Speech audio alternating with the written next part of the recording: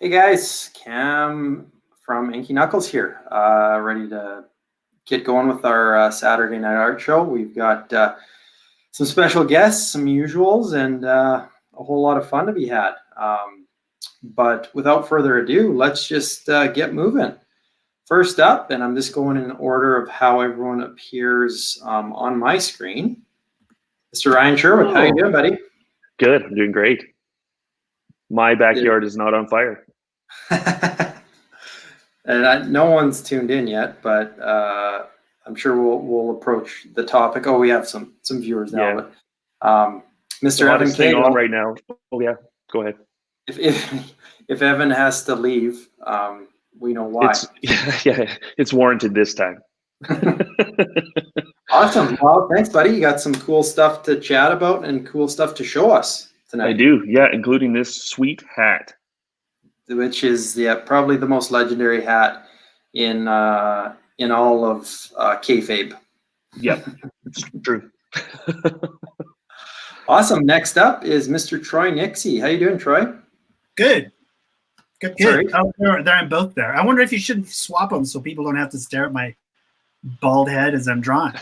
I will do this, Troy, and then there we go. We'll zoom in. How are you doing tonight?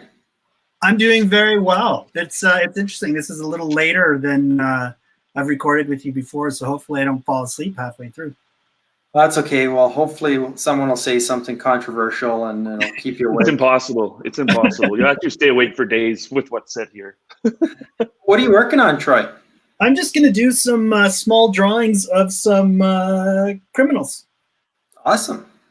That sounds awesome, and it looks great so far. And happy to have you. Thank you very much. Thank you. Next up, we have Mike Zimmerman. He's doing push-ups a second ago. I was.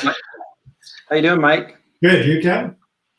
Good. We spent some time together this afternoon. We did. It's romantic. Yeah. For me, but we went to the whiskey store and we went to. 6 feet apart here. We're What's that? 6 feet apart. Yeah. Yeah. How hard was that? Alberta Beer Exchange. Mm-hmm. And Mike spent more on beer than I spent on whiskey.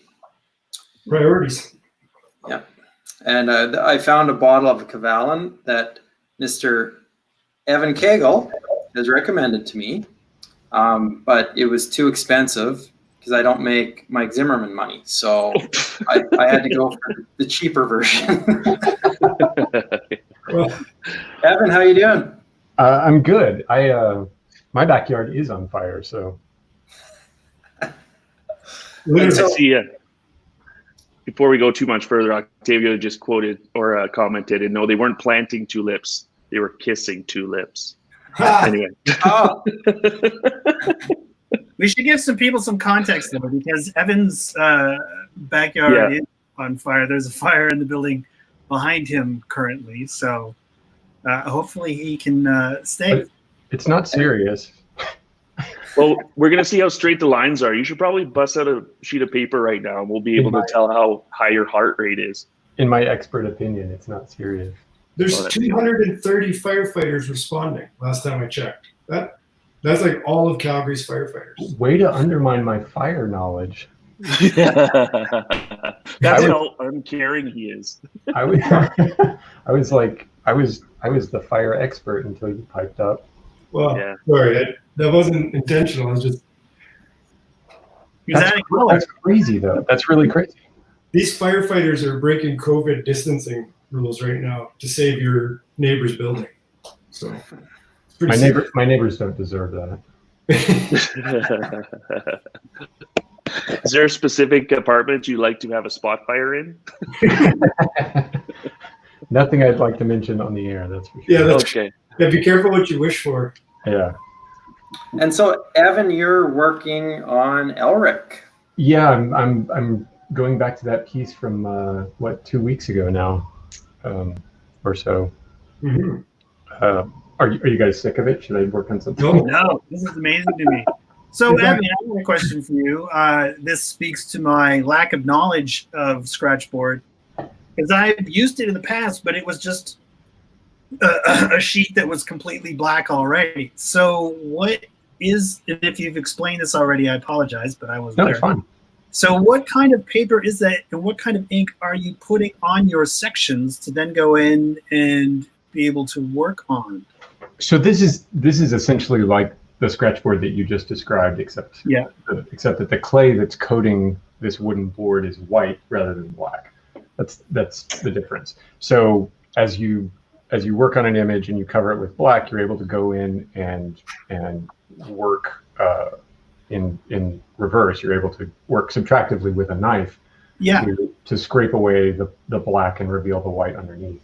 And it's a fairly thick layer of clay that coats all of this, which means, you know, I can screw this up a number of different ways, a number of times, and be able to go in and you know, take one of these knives and just eradicate. Yeah, just go through it.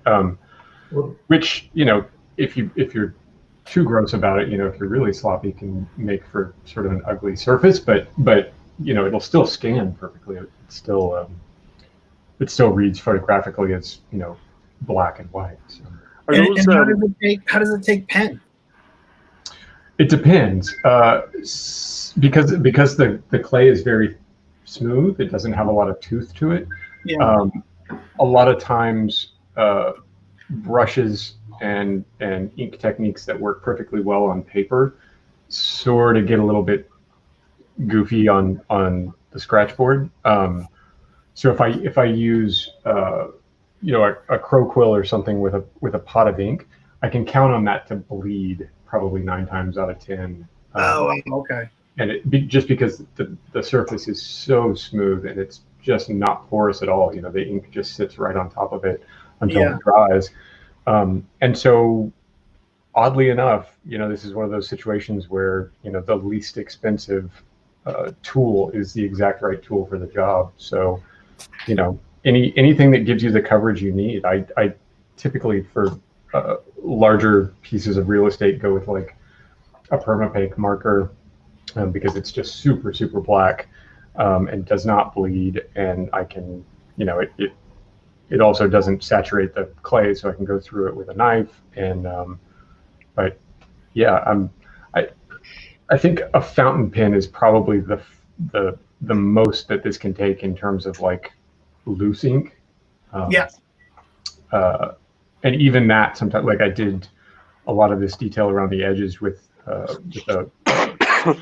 Safari, and even that started to get a little bit weird in places. So even a fountain pen is sometimes not all right. But you know, if you stick with your stock of microns and big flats, you're pretty good. I'm pretty good. Amazing. Yeah, I just had no idea that you could work in it in sections like that. That's incredible. Yeah, and you know, being able to push and pull is not something that people who work with the ink really get to do very often, because once you put the ink down, that's kind of it. You know, you may be able to salvage something with some whiteout or some white acrylic or something like that, but for the most part, you know, the more you push it back and forth, just the gooier and nastier it gets. And this is really the only way that I've found, aside from digitally, where I can go, you know, where I can work additively and subtractively with no detriment to the image. Yeah, fantastic. That is so cool. Thank you. Evan, I have a question. Sir. What's the end result? Is this I can't remember, is this a commission? So someone will end up with this, or are you gonna... No, this isn't a commission. This is just a personal piece. So, oh, cool. Yeah, so if anybody wants this when I'm done, you know who to call. Right. Yeah, you can get at me when I'm not shoveling gravel for Mike. That's right. I've hired Cam on the long weekend here in Alberta. Hired. Yeah.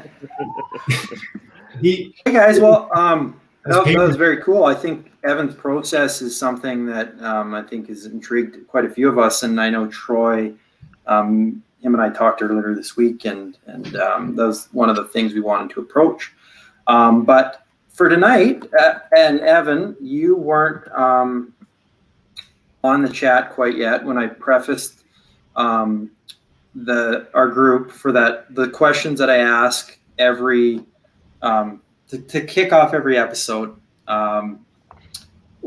What I'm asking tonight is just, and the folks on the chat as well, obviously chime in. It's a lot better and more engaging when you guys, spark up the conversation there as well. What are your influences, and not specific to comics or art specifically? Who are your creative influences? Movies, actors, novelists, comic artists, other artists. Can you kind of, giving yourself 30 seconds to think about it, who's an influence for how you approach things from a creative standpoint? Not just artists, but also as readers, as collectors. Who influences how you view certain mediums? Who influences what you read, what you want to read the most? When you see that comic on the shelf by this creator, or another comic that might, appear to be similar to this creator, someone who's influenced these books, and not just comics, movies, anything.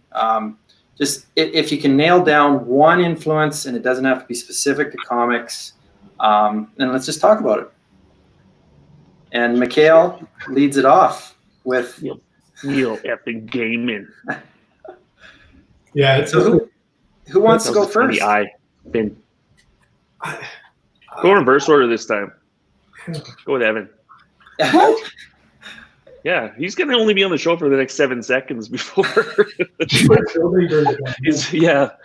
the Chippendales dressed as firefighters are going to be his greatest influence because they're going to have to rescue him.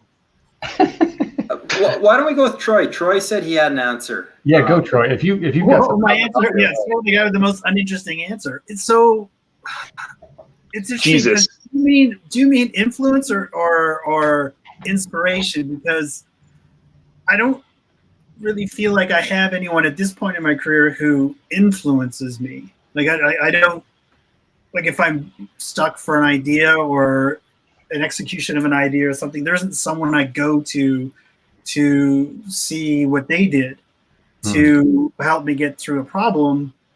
But what I do is when I'm needing a bit of a creative booster to get excited about creativity, then the list is endless. There's tons of people.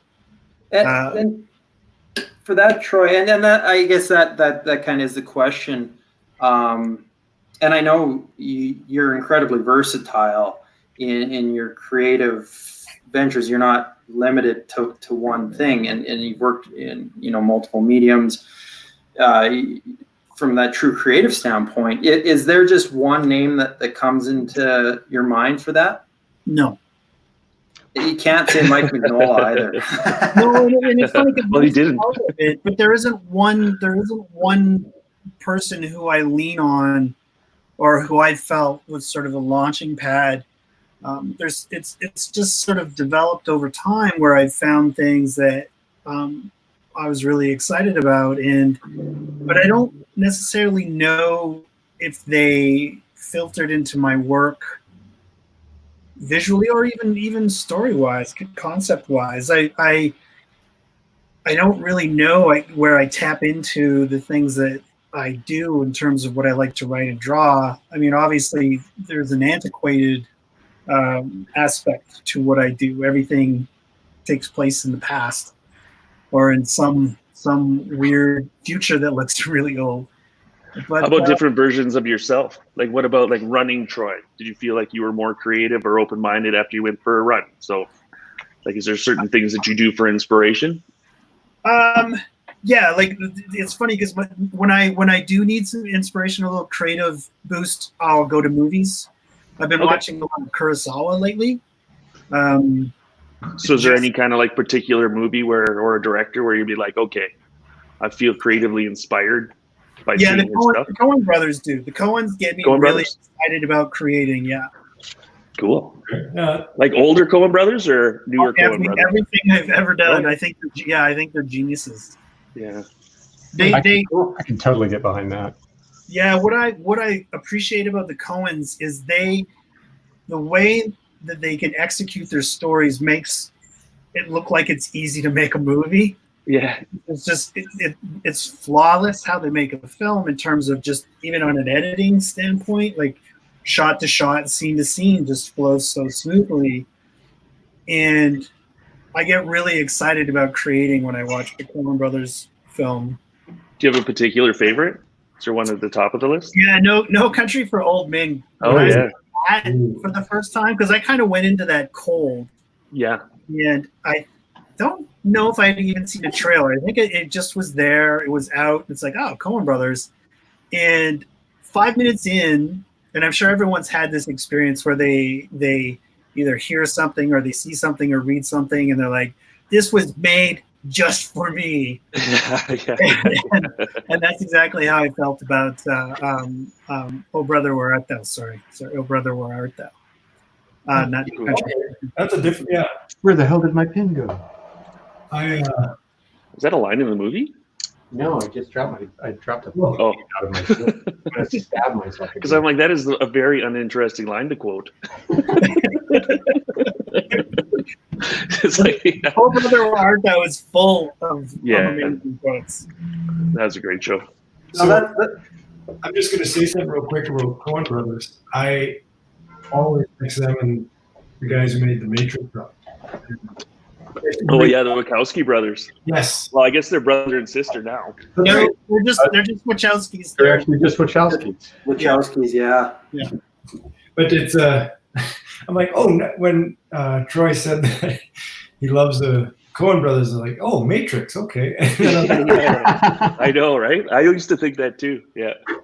So now I'm desperate to see a Matrix movie directed by the Coen Brothers because that was amazing. Imagine that mashup. That'd be that'd be the best. Or like the Coen Wachowski in-laws, like they all get married and stuff. That'd be pretty good. Okay, guys. Well, bootlegging. Just before we go to the next person to answer the question, influenced by the past 18 plus months of getting into comic art collecting, resulting in picking up a bunch of modern books: Little Bird, God Country, Faithless, etc. And upcoming stack includes Graffiti's Wall, Space Bandits, Coffin Bound, and There's Nothing There. Is Space Bandits, is that Scalera and Millar? Bootlegging, you might have to educate me, but very cool. I think with you hit a lot of sweet spots for us in particular there. I know Little Bird's awesome. Graffiti's Wall is awesome. You know, a lot of us really like that book, even though we just got it. And God Country, obviously, we have one of the major God Country collectors here. And so, speaking of which, Ryan, we did the artist influence. Yeah. So let's hear, what influences you, and from a collector standpoint, and also from a creative standpoint, because you are pursuing various creative interests too. So. Oh yeah, I thought you were gonna. What influences me to be a dirty pipe seller? This guy. Yeah. Wolf on Wall Street and what's the other one? I can't remember it. Oh, Wall Street. Coffees for Closers. Oh. Glengarry Glen Ross. Glengarry Glen Ross, yeah. Yeah, that one was pretty good. But I'm going to go back to a point that Evan made last week, and I think that I understand it now because I chopped up the whole video just to kind of cut out Evan's parts so I could listen to it over and over until this week came around to figure out how many times he was actually insulting me instead of saying something nice. Was it 128? Well, yeah, on the first half, yeah. Easy. Yeah, you have to really catch the cadence because he can actually double nail you with one word. I actually woke up the next morning after that and I was like, oh my God, what did I say last night? Yeah. Oh, I remember. I recorded our chat after too. I'm glad there's proof of it because honestly, like I at the 3/4 mark, no memory at all. Yeah. Well, I lit that fire. That's how nice you were to me last week. Anyway, so he kind of brought up something, and I think it was in relation to literature specifically. It had nothing to do with movies, where he's saying that he didn't give a shit about plot. Is that right, Evan? Oh, Jesus. Did that come to books? Exactly. Did that come to books? I would say after He didn't say he didn't give a shit about it. He just said he didn't think it was that important. I don't think that you listened to his commentary as many times as I did, Troy. He definitely did. So all right. I understand that, because I also see, I really enjoy language as an art too. Like, I will read a book if it's really well written.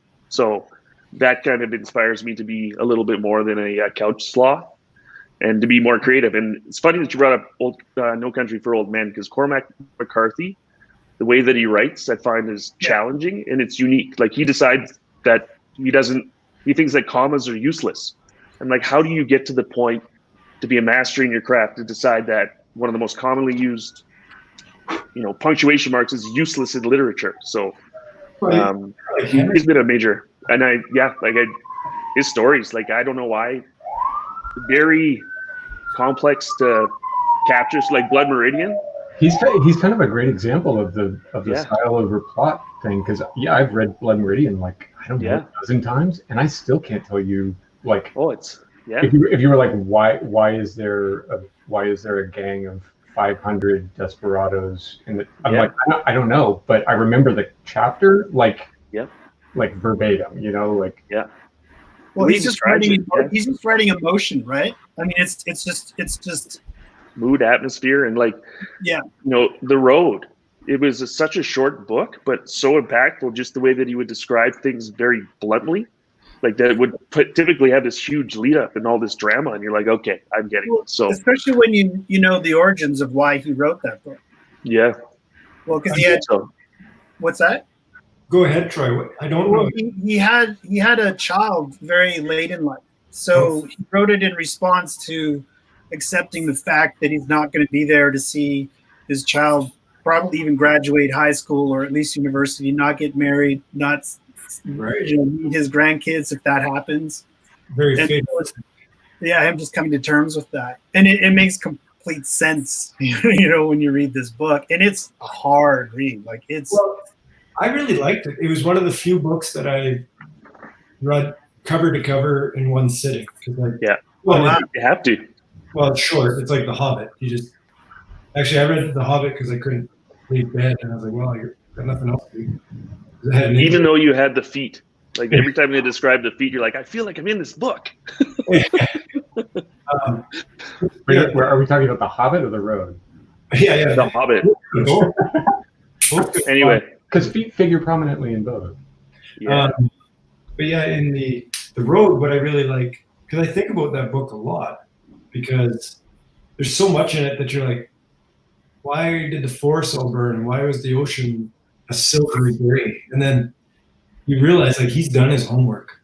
It's like, okay, well, when this happens, like, these forests are going you see it now, right? Like, when that book was written to now, like, look at all the like, you could, like, every sentence you could tell was extremely well thought out and structured. Like, it's not like there was like filler words or filler things thrown on paper. It felt like it was one of the most compact message. He's sort of like J.G. Ballard, though, right? Like, he's not. He's more interested in the drowned world than why the world drowned. Like, it's less important the sort of the mechanics behind it, and more life after. Well, it's just more concerned with a concept and not. He's so arrogant. He thinks he can swim. Do you agree? Like, I found it very comparable to The Old Man and the Sea, because it, like Troy said, I think it was Troy, maybe it was Evan, said it was all writing emotion, right? Yeah. And the struggle. Yeah. So right after Cormac McCarthy, I'd have to go with Garfield, the movie. Because no matter what, I feel like if that can hit the big screen with Bill Murray, I feel like opportunities are still open for me. So one gives me hope, the other one gives me, I feel, admiration. So there you go, Cam. That's my answer. That's really great. You guys are creating some really interesting conversation. I appreciate the insight, guys. That That's very I've cool. actually written Cormac McCarthy an email if he could write a book about Odie after, like a post-apocalyptic Odie after Garfield eats like a poisoned lasagna and then the world ends. Isn't it like All the Wild Horses? All the pretty horses. All the Pretty Horses. Yeah. Thank you. Have you guys ever, speaking of Garfield, have you guys ever read the strips Garfield Without Garfield? Yes, they're brilliant. I bring that up because I only vaguely remember it, Troy. So is it every spot in the rest of the world except the spot that Garfield doesn't move from? I feel like it could be anything. It's just all the strips, right, Troy? And they just take Garfield out of them. Yeah, so it's just John having insane existential crisis in every strip. It's just him going mad. So it's like Calvin and Hobbes, but they take it's just John basically railing against the world. It's really funny because Garfield's gone. You know, his thought bubbles are gone, and it's just from John's perspective. It's just madness. I believe it.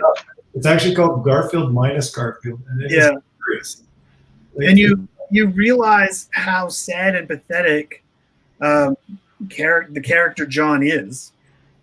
Just basically, he's a punching bag to Garfield.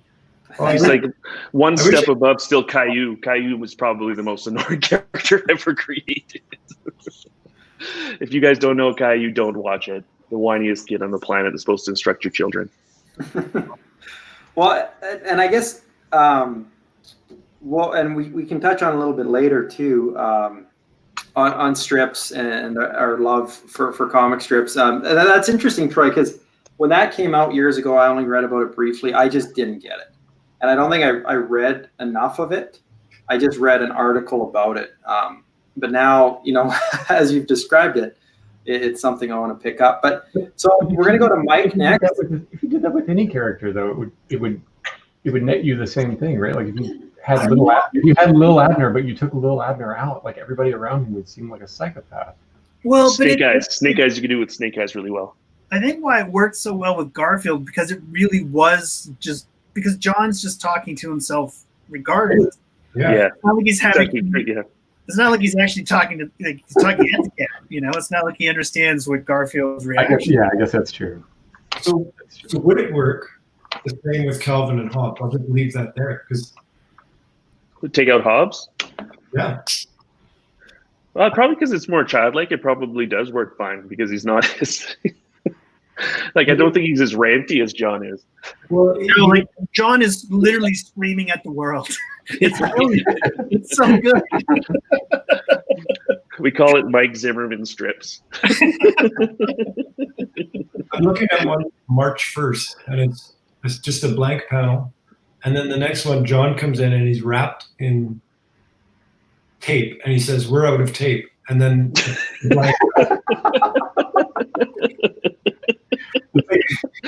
we are out of tape. Yeah.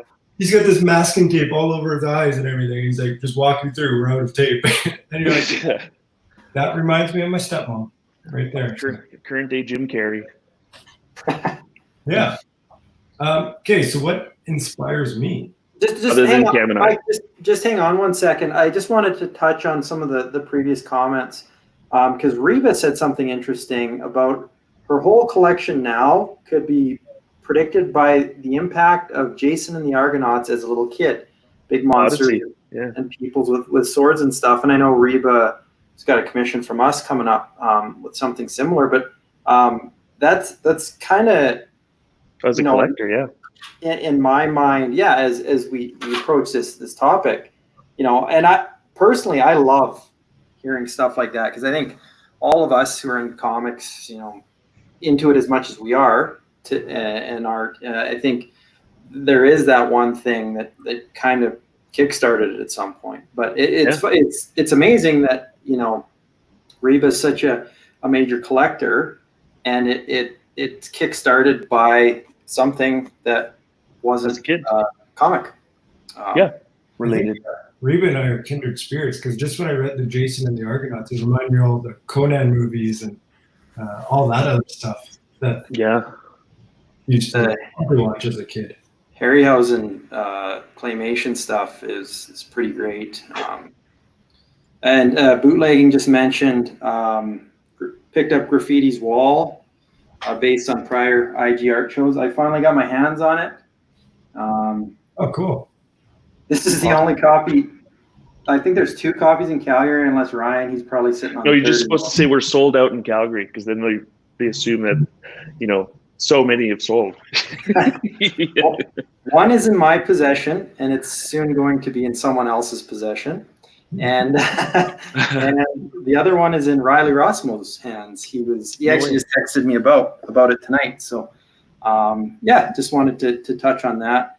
And just checking on some comments we missed. You have to be careful because you don't want to offend anyone by not calling out their comment now.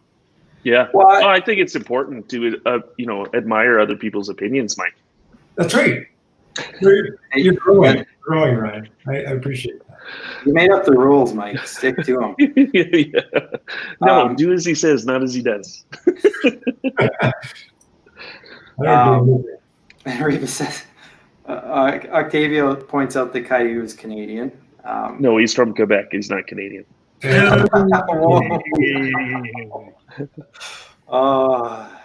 might need a caveat at the start of words. Immature audiences only.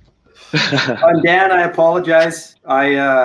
Sometimes I just say bootlegging because you pointed this out to me the last time too. Just so people know who we're chatting about. But yeah, Dan's awesome, buying some great stuff, and he's always on. So Dan, I appreciate it greatly. And yeah, so Mike, and for the comments, folks too.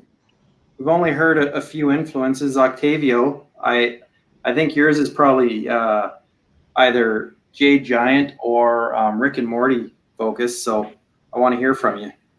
I figured it's always. I kind of like saying bootlegging, Dan. Actually. Yeah, I like that people have their. That's what I've been trying to do here with my login name. Should have used that when you were getting whiskey today. That's true. No, I was getting whiskey. I wasn't getting ice cream. No, when Cam was getting whiskey, if he likes the word so much, he should have used it to get more whiskey. Bootlegger. Bootlegged his whiskey. Get it? Ryan, I'm picking up lame jokes. Don't worry, buddy. All right. Driving in my lane. Go ahead, Mike. I know you're dying to tell me that I'm your influence. Actually, yeah. So if I think of influence, it's definitely Ryan and Cam because I don't really buy very good books on my own. I'll go to the shop and I'll say, hey, what's a good series? And they'll be like, oh, have you read this? And then I end up with the series that I lend to the other guys, and they're like, oh, yeah. And yeah, thanks, Mike. And then 6 months later, they hand it back, and the spine hasn't been broken. $5 bill I hid in there is still there, and like those sorts of tricks. But I do, yeah. The series you guys have lent me have been really impactful, and it kind of sets me up with that framework for jumping off points. But if I was to pick stuff on my own, I would say historically quasi-accurate stuff is really interesting to me. Like so that's why I like the Northlanders series that Wood did years ago about the Vikings and how they took over Great Britain, right? Or what is now Great Britain. But so that's kind of neat. I like that stuff. I like anything that's probably got a bit of tinkering in it or like some science behind it, maybe, if that makes sense.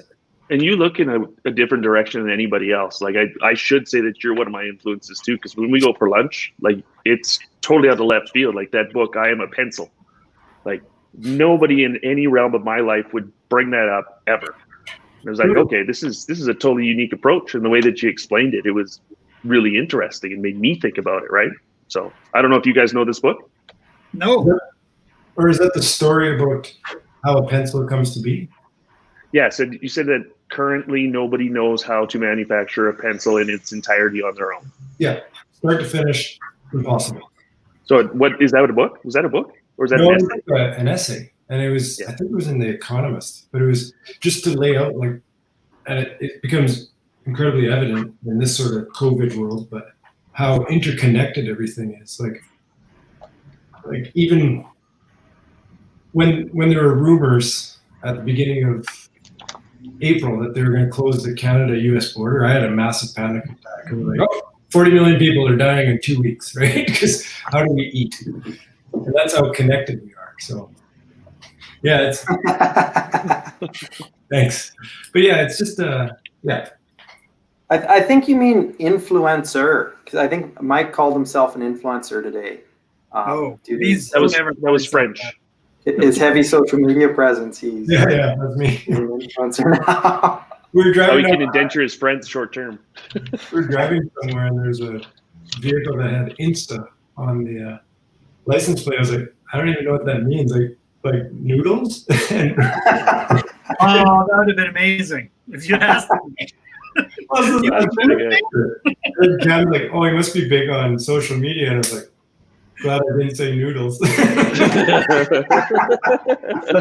such a pure response. It's so Oh, that's so good. I love that. The 40-year-old version Oh yeah. influencer.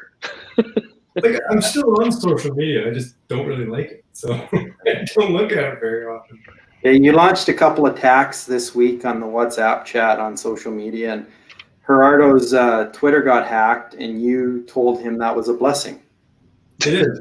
I mean, I get it. Like a social media presence is like super critical when you're in this world, right? Pop culture. No, Troy, you don't. I don't know. I just assume it would be. It helps awareness in terms of what you're working on and to remind people of your existence. But I've only ever met a couple of people that feel like, especially Instagram, that it helps sales of the projects that they're working on. Okay. Well, Yeah. it doesn't help that you're totally immune because you're not influenced by anything already. Well, it just, I mean, so what's the point of this? Like what? It's great the interact. I mean, there's more and more interaction growing between creators and people who consume what the creators create. But yeah, like in terms of sales, now we got the fire engines going on here. But in terms of really boosting sales, not as much. No. It's just kind of a funny thing. It's just, I mean, everyone sort of just does it now, and it's great. The engagement's great. Helps a little, but There's no direct relationship in this. Yeah, well, I was Like- off it I deleted everything for about a year and a half, and there wasn't really, I didn't notice any significant drop or spike or anything when I came back. So I think that's good. Yeah.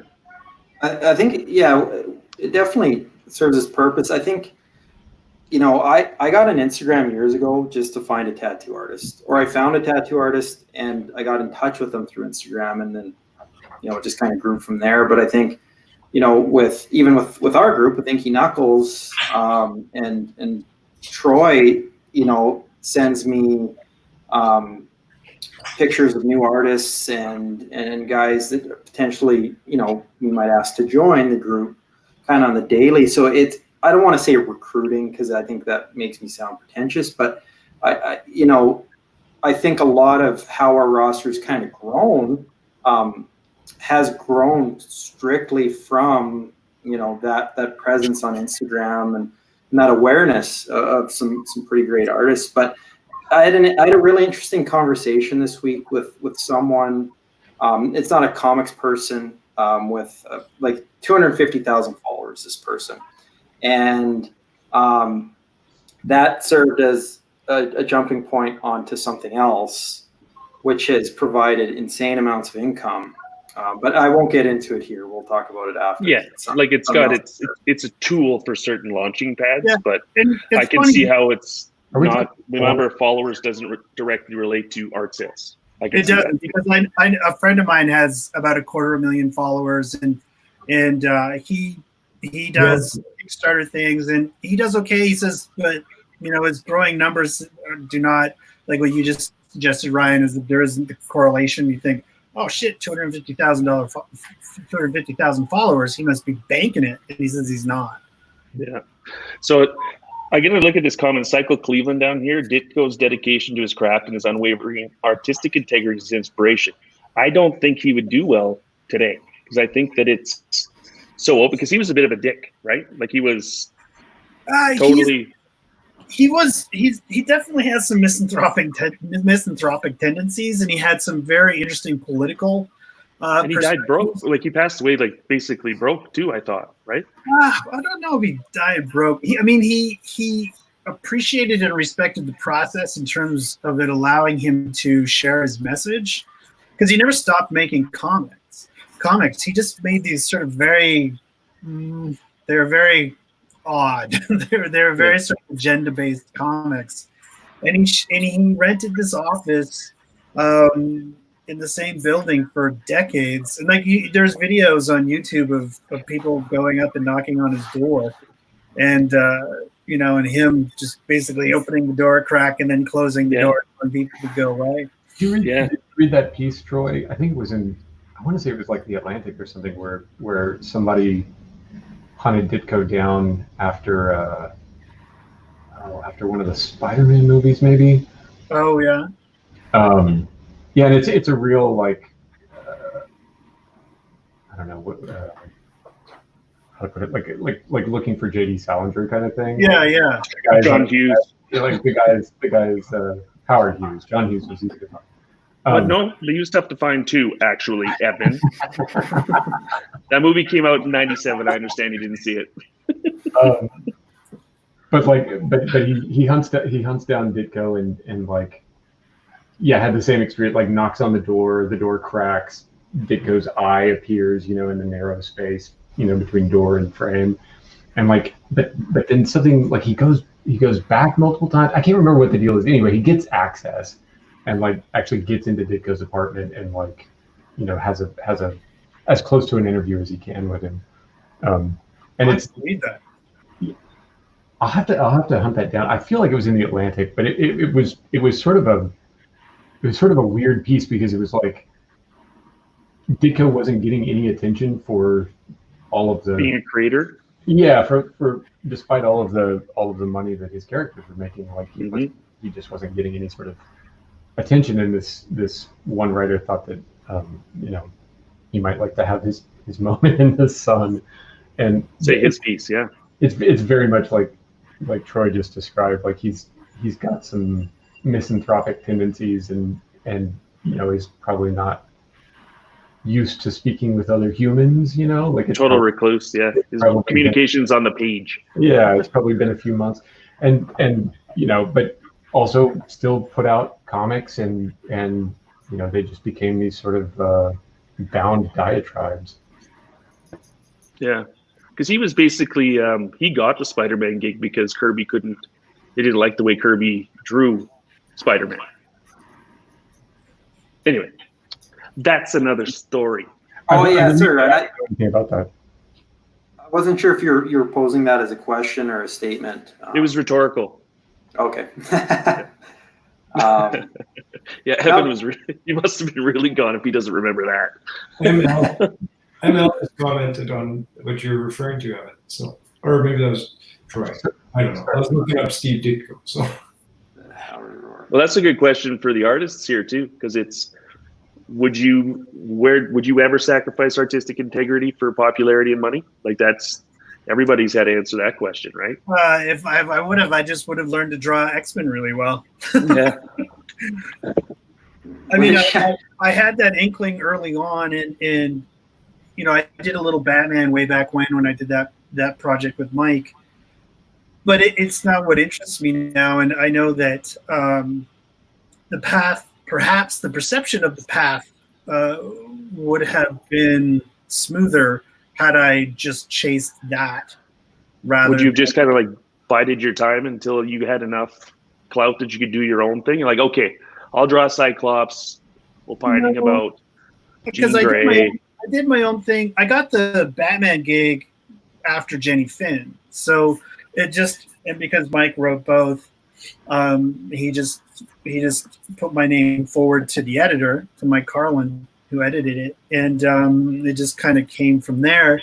And there was an opportunity to do this is sort of the lost project that didn't happen. I knew Ed Brubaker a bit at the time, and he was going to write a Swamp Thing Batman book for me to draw. Bob Schreck was the head of the Bat family at the time. And so everything was in place, and they weren't doing absolutely anything with Swamp Thing at the time. And we just needed to get Karen Berger to sign off on it, and she wouldn't.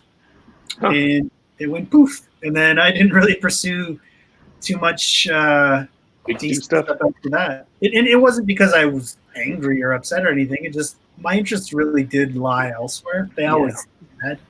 Well, I can imagine putting in a ton of effort into a project and then at the final roadblock having to start from scratch. Like, no, sorry. You're like, okay, well, I'm going to find different things to do with my time. Well, going back to what Troy said, I just draw X-Men really well. I'm sure you do draw X-Men really well, Troy. You know what I mean? Like I would have moved my interest in how I engaged on the paper to more of a sort of mainstream, slicker superhero perspective. You know, house style. Yeah. It would have been Jim Lee because it was Jim Lee for everybody at the time, right? And Brian, I know you love Jim Lee, but I mean his influence at the time was everywhere. It was ridiculous. It was just crazy, and I was just moving more and more away from superhero titles to sort of more odd stuff. And that kind of bleeds into everything. Like you look at sports. There's different eras of sports where they'll only draft the big guys because the big guys team won that year, and it's funny because if you're unfortunate and you don't get the window that fits your style, you don't get drafted, right? Yeah. Like so right now style was the popular style in the early 90s. Troy, you would be Jim Lee, right? And Evan, you would be Rob Liefeld's older, cooler brother. Robé Liefeld. I don't even know what just happened.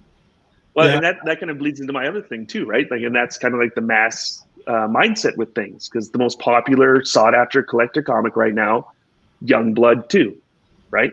That's wild. It kind of goes with pop culture, and it's like it just blows me away. Like I just actually found my old copy that was in the frame hanging above my bed, and I had no idea it was that popular, right? So I can see how you missed the window, because right now it's more creative storytelling. You appreciate the art for how it works, but if you missed your window, it'd be very frustrating. Well, but it wasn't frustrating to me because it's not really what I wanted to do, right? And I mean, the frustrating thing, and Evan, I don't, you want to speak to this or not too, but there still is this fundamental idea amongst even comic creators that, once you get that Marvel or DC gig, you've made it. And I always kind of just wrinkle my nose. It's like, no interest in doing that. Yeah, I hate to burst bubbles, but like the idea that you would sell out. What was your question, Ryan? Would you ever sell out your artistic integrity for money? A big popular project for money and fame. Yeah, so like I hate to burst bubbles, but this is comic money, right? Like I've seen actual money, and this isn't it. Like, would I sell out for comic book money? Would I work on the X-Men for big money if I wasn't into X-Men? Like, I guess the big money would be in your creator-owned project that gets bought by some, like turned into a movie or whatever, right? Yeah, but that money isn't that great anyways. It's okay, but it's not amazing. And that's good to know. I had no idea. Yeah. Yeah, I mean, it's certainly, and I've had projects where that have been optioned. Trout was optioned. I wrote a script that was specifically a screenplay that was optioned, but Trout was optioned, and that kicked around for a while. And had that movie been made, it would have been a nice chunk of money, but it's not like I was going to go buy a small island somewhere. Yeah. Exactly. It's just not worth it. Yeah, or even a car, or even a house. I mean, it's not like I could even have bought a house with it. But so you all have artistic integrity intact because you choose to stay with this as a career, and I think that's amazing, right? Like you love the art and you love what you're doing, and deciding to do that. And sacrifice to pursue a major money. There are creators who really love that, and I don't want to denigrate their desire to draw characters that they grew up loving. I mean, there's, Yeah. and that's fantastic. If that's, to me, the success. That's the opposite of selling out, though. That's Yeah, absolutely. Yeah. I think To you guys, me, success is that I've been able to carve a career out of this. And, there's been lean years and better years, but I pay my bills doing this, and I draw whatever the fuck I want. Yeah. To me, that is the ultimate success. Like, I have achieved that, and it has allowed me to keep pushing and trying new things. And I think that that's wonderful. Like, I'm really happy that it's gone in that direction. So, And it's not going away. Like, what is, like, you could do this as long as you wanted, like barring some, like losing your eyes or being horribly burned in an apartment fire in the next 10 minutes, right? or people just get bored of my work and stop buying. you could keep doing this because you enjoy it, right? Whereas and I doesn't think feel like work. Yeah, artists. I don't think artists really ever retire. I think they just can't draw or write anymore. Like, something just happens where it just can't bring themselves to. What's that, Evan?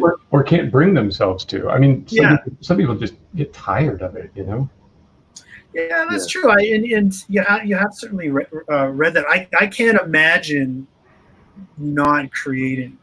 I get really miserable when I don't. I can go a couple days without putting something down on paper, but after that, you don't want to be around me. Well, like, you can get sick of what you're supposed to be as a career. Like, Cam, you haven't played hockey in forever. You don't dance for money anymore. Like, you can get overloaded with something that you love, and you just don't do it anymore, right?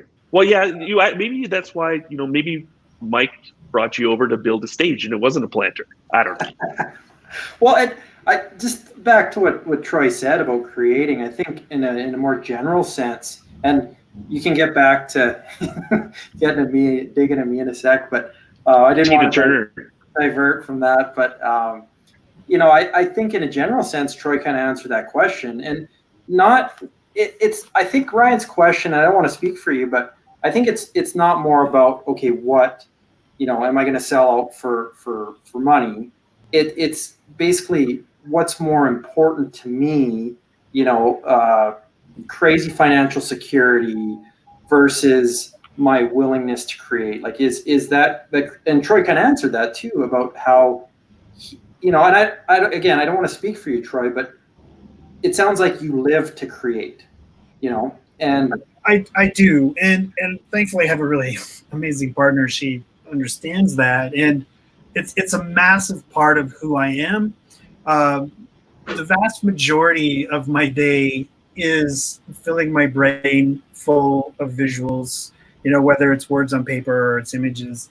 I pursue it with abandon, like with reckless abandon. It is so fundamentally important to how I live that I just do it constantly. Yeah, I can appreciate that. Like, whatever it is your passion is, and having every once in a while you gotta take a day off or whatever, right? Or a break, and then going back or not doing it for a while feels terrible, right? Yeah. I think that's in a routine or a rut. Yeah. I'm sorry? Yeah, no, I understand. Go ahead. Sorry. Yeah. Number one. You can tell that it's something that is a passion versus something you just do as a job. Yeah. Right?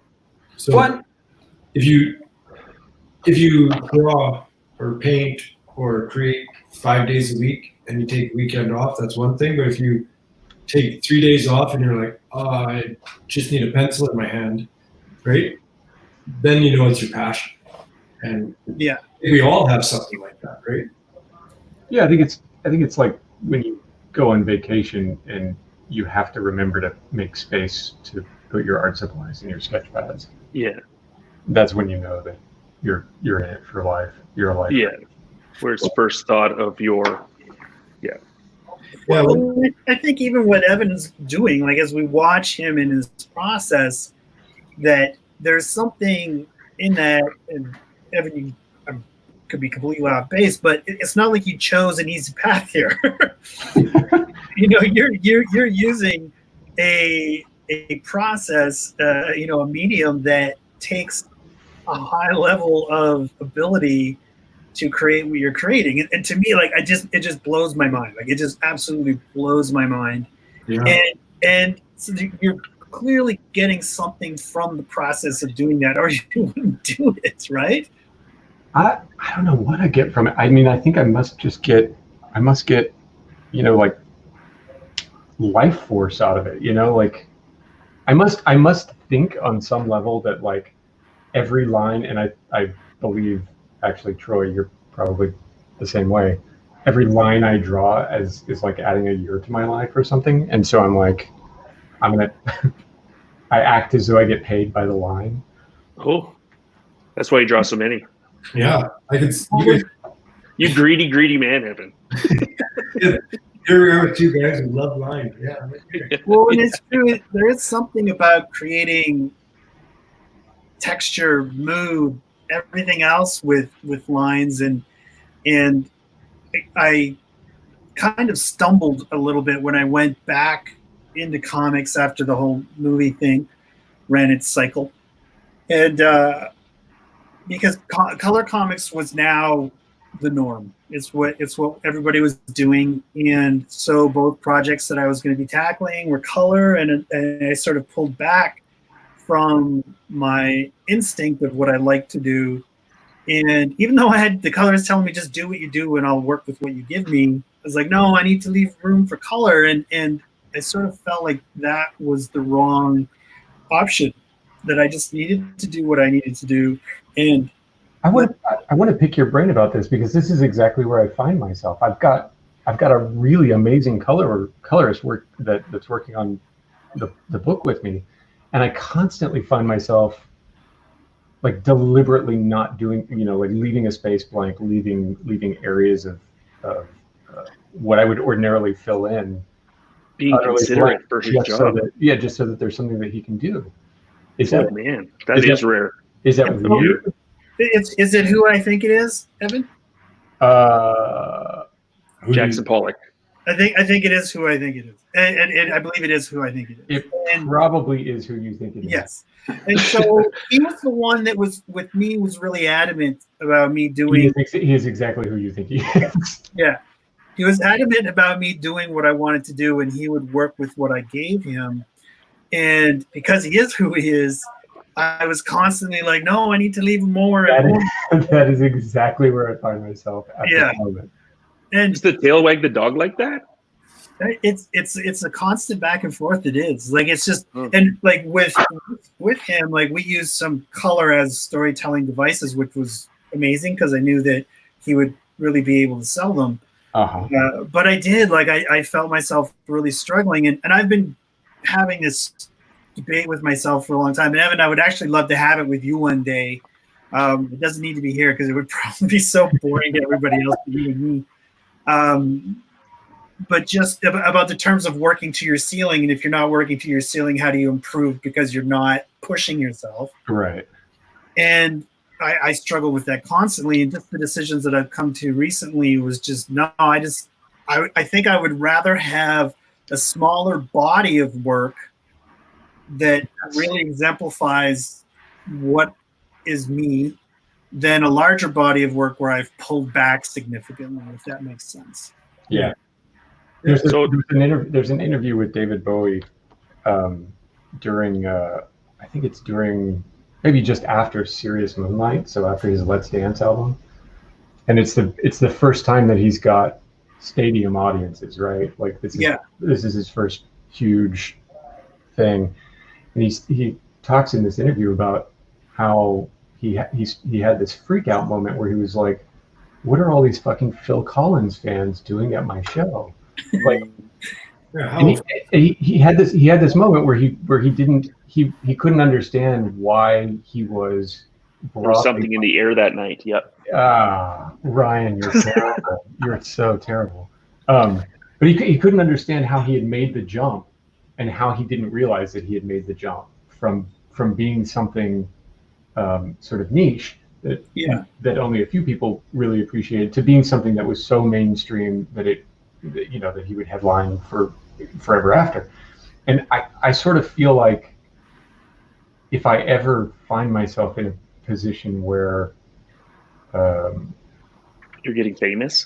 where I think my fan base has become Phil Collins fans. I think I would have the similar reaction. I would say to myself, like, I'm doing something wrong because I like your stuff. because so much of what I do, I think I don't think is necessarily broadly appealing. I think it's maybe a little rarefied. There's stuff out of your control too. Like there's so many times that people are influenced by somebody else that they respect and they're buying based on somebody else's opinion versus, like Phil Collins, great drummer, like Genesis. Okay, that was good. But oh no, I mean nothing fame comes through recommendation of other people. Like nothing against Phil Collins. Well, yeah, totally against Phil Collins. Yeah, it was as David Bowie. It'd be pretty concerning if you're being held in the same light as Phil Collins. You're like, but I don't do rock anthems. Yeah, right. It was like Lauryn Hill with the Fugees did the same thing. Like she was getting uber famous and she wanted to be considered an artist, so she pulled back. Or you get people like Nickelback or the Bare Naked Ladies that embrace it. Yeah. So like Cam sacrificed, he hung up his tiny slippers because, he didn't like the fame of being Mr. Turtleford, Saskatchewan. And he had like a manager that was really getting into his routines and wanted more action. And I also met a dog named Segway. I'd love to hear Mike's review of his vignette. Oh, Turtleford, Saskatchewan, amazing. And guys, before we move on with that segue, I think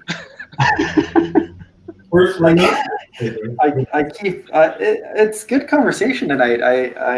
I'm not intentionally avoiding Ryan's trying to touch on my previous dance career, but like when he went from hammer to more like fitty, I think that's where he kind of lost it. He couldn't funk like the new generation. It was like Zoolander and Hansel. Yeah, you guys didn't. I like see to think that dance. Cam actually had a dance career. Yeah, you know what his name was? His stage name? First name Justin, last name Credible. He was a wrestler, Mike. So what? You should take offense to that. Justin Credible was a wrestler. But just before we move on, I think one of the things you talk about, and Troy mentioned it, a smaller body of work, and it happened with one of our favorites and one we talk about often. It unfortunately happened because of tragedy, but Jorge Zafino, very small body of work and not, necessarily of his own design. It was just such a tragic thing that happened. And but I look at how I view him as a creator and what he did in that short amount of time. And I think for me, even before we met Gerardo, before we got some more insight about his father's work, I think history just smiled favorably upon Jorge, and it was that smaller, more awesome, body of work. And that's just kind of a naive opinion at that time because I didn't have a lot of insight. But that smaller body of work and that spectacular body of work, just what Troy mentioned about, what you prefer over time. Yeah. And unfortunately with Jorge, it was tragic. And, and I think over time, like that work will filter to the people that truly value it too, right? Like you might have all the Phil Collins fans that are selling their anthology to the guy that really loves Phil Collins at the end of the day. So, well, like for example, the last two projects I did with Vinegar Teeth and Trout, I realized this after the fact, hindsight's always 20/20, but I was trying to straddle sort of more commercial comics and still trying to do the weird shit that I do. You weren't one or the other. You're trying to do both at the same time. Yeah, and I think that as a result, I didn't have a firm footing in either, and I think that that's a reflection on one. I mean, it's just they're weird comics, so they weren't going to sell gangbusters anyways. But I realized that I really, as a result of that, I realized I just really need to lean in to what I do. And I need to stop trying to convince the people who aren't ever really going to be interested in what I do to try and read my comics. And it's like even just recently with that Frankenstein Wolfman piece, it's like, you know, I felt when I was finished that I felt a really great sense of accomplishment, probably a feeling I hadn't had in a really long time, and I was pretty chuffed. I was really happy with how it turned out, and I was like, oh, you know, too bad I can't do this in comics. And then I was like, why can't I? And that gets back to my just needing to reflect who I really am as a creator, and if that means fewer books at the end of the day. But if they truly reflect who I am, then that's a better trade-off. You know, I don't know if I could ever do a full comic like with that much detail, but I can certainly push it in that direction. Yeah, and I think that it would, and it's lightning in a bottle. Like you never know what's gonna take off and what won't, and if you try to guess, you'll just end up not being committed to either side. So it's just like do what you do, and if it works, it works. And you're wrong every time. I mean, when you try to speculate and guess, you're always wrong. Always wrong. Yeah, like I thought Cam was going to be the greatest of all time, but no. Well, Destiny's Child broke up. He had no more. I'm pretty nimble. I don't know what you've done lately, Cam, but Ryan's really got a hard on for you. Well, I brushed my hair a bit tonight, so I figured That's it. I'm leaving your hair alone. It reminds me of that '94 Cam that could dance so well.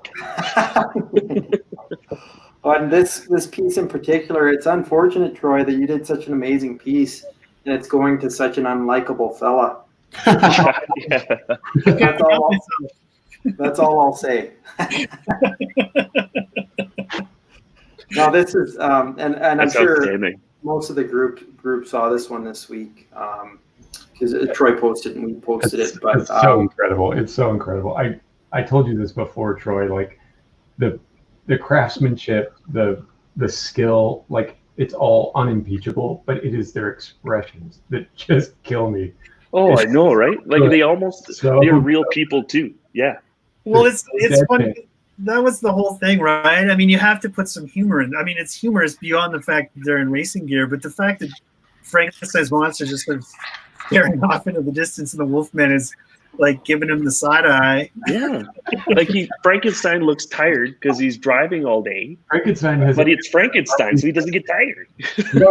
I like that the Wolfman's got his arm around him. Like Mike, that's exactly what I said to Troy when he showed me this piece the other day. He said that little snippet makes me so incredibly happy. I'm not gonna take full credit for it. I did use reference for this. Okay.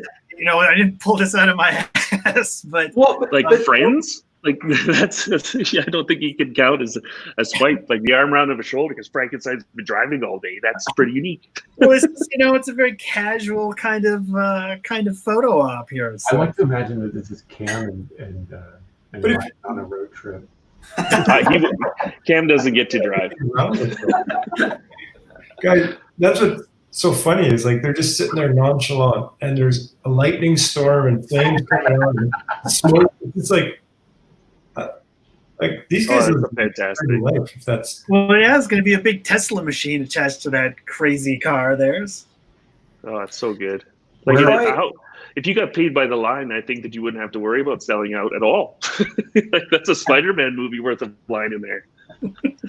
Well, and Troy, and maybe just touch on this piece a bit because Wolfman wasn't always the Wolfman. No, it wasn't. It was originally Marty Feldman from Young and I showed it to a couple of people and they didn't know. And I did a really good likeness, like it was him, but the reference was a little too obscure. Unfortunately, Feldman is one of those people that the more accurate you draw him, the less likely as a human being he's seeing. Yeah, I know it's so. And I really cranked up the eyeballs though, but. It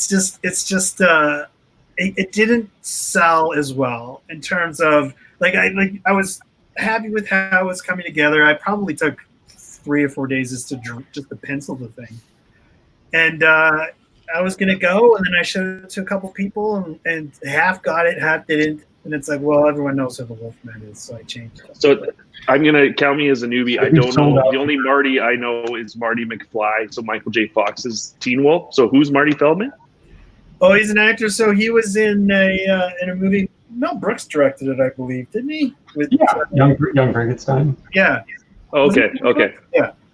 Yeah, he played Igor. Yeah, Igor. Yeah. Oh, Which makes sense because look at the. oh, that's amazing. Oh, He's fantastic. Igor. Oh, But No, It was Igor in the movie. Igor. Yeah. far right right now, For obvious reasons. the far right Man. picture, he's 360-degree vision. I like that all the gauges are like Dr. Seussian kind of Yeah, pieces. Salvador Dali. That's outstanding. That's great. Well, I was outed as, I mean, Dr. Seuss was huge when I was a kid, and I didn't even realize the correlation of my love for him as a kid and what I was putting in my work. It was actually Diana Schutz, one of the best editors ever in comics, who I was having a discussion with someone, and they were asking, well, you know, I don't see artists in your work. Like, who's your influence? And I was like, eh. And she just looked over and she's like, Dr. Seuss, obviously. Oh man. And I was So like, holy shit, she's right. I love getting called out like that. Like you don't Yeah. you don't even know yourself. You don't see it, Other yeah. people do.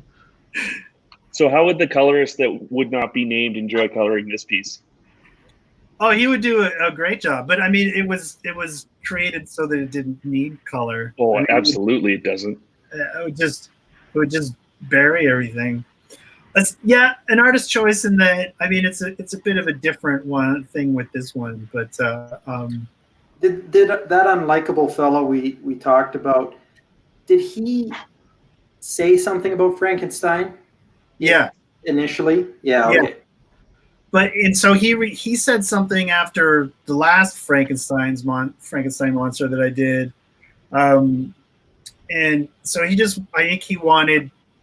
I don't know what he wanted. He just said when we were talking about it, he just said he wanted Frankenstein's monster, and so I threw him a curveball with this. He was not expecting sort of a honest response.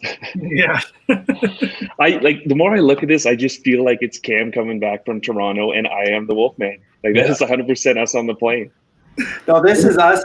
This is us if we would have missed our flight. What is Yeah. what is the scale of this, Troy? What's that? What's the scale? 12 by 15. Oh, nice. Feet.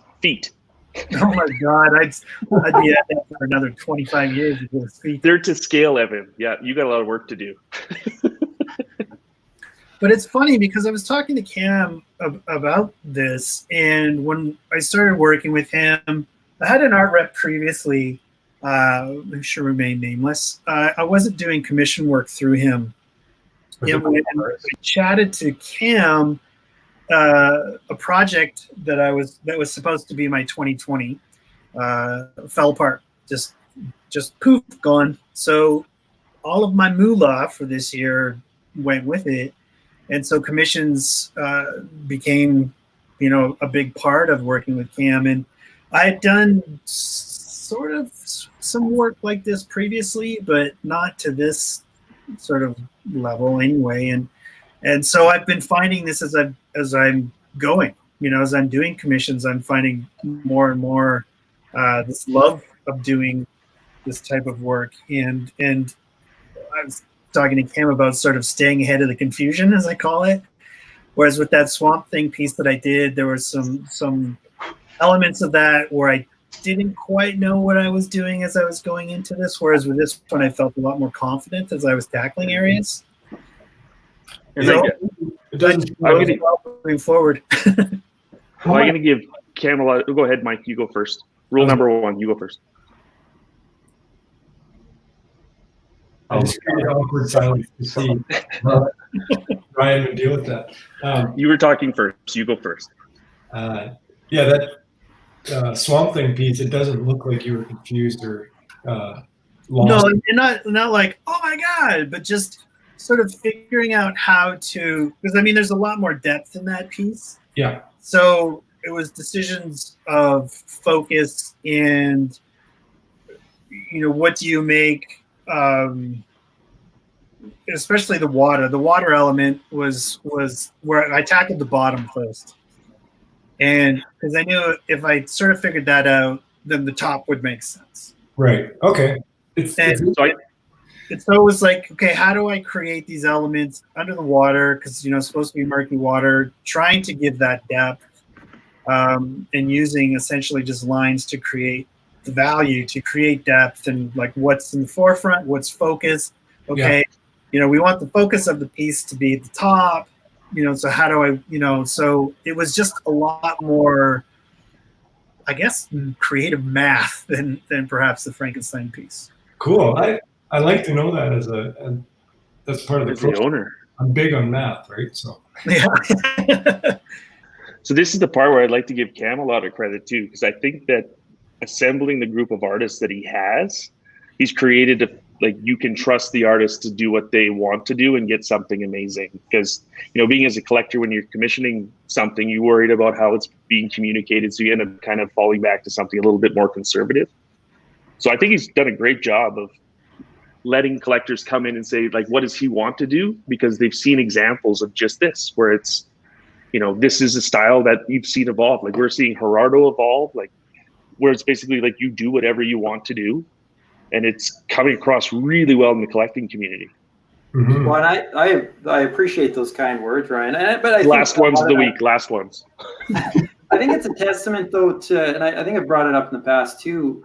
Troy kind of mentioned about, and even Troy's approach, because in a sense, Troy was one of the first Inky Knuckles people in the group. When we branched off, I think Troy was the first official announcement. But even Troy's approach originally, like right off the get-go, we had the conversation, what are your commission rates? Is it, do you do it kind of by character, by size? And Troy was kind of like, well, this is a size I want to work on, and I just want to do a fully realized illustration. And I think from there, I think that mentality, even with some new artists that have come on board, and some guys that potentially are coming on board, I've really tried to instill that in the other artists as well, that approach these artists with an idea, with a theme, with a character, and let them create this fully realized story, this fully realized illustration, and obviously I'm relaying a message that I think Troy's very responsible for, but approach it as getting a fully realized illustration. You start to segment it with, okay, this is not a Batman piece per character. Yeah, you start to throw in all these caveats. Okay, here's a single character price, double character price, background price, minimal background, full background, size, and obviously a lot of our artists too. We have different pricing ranges per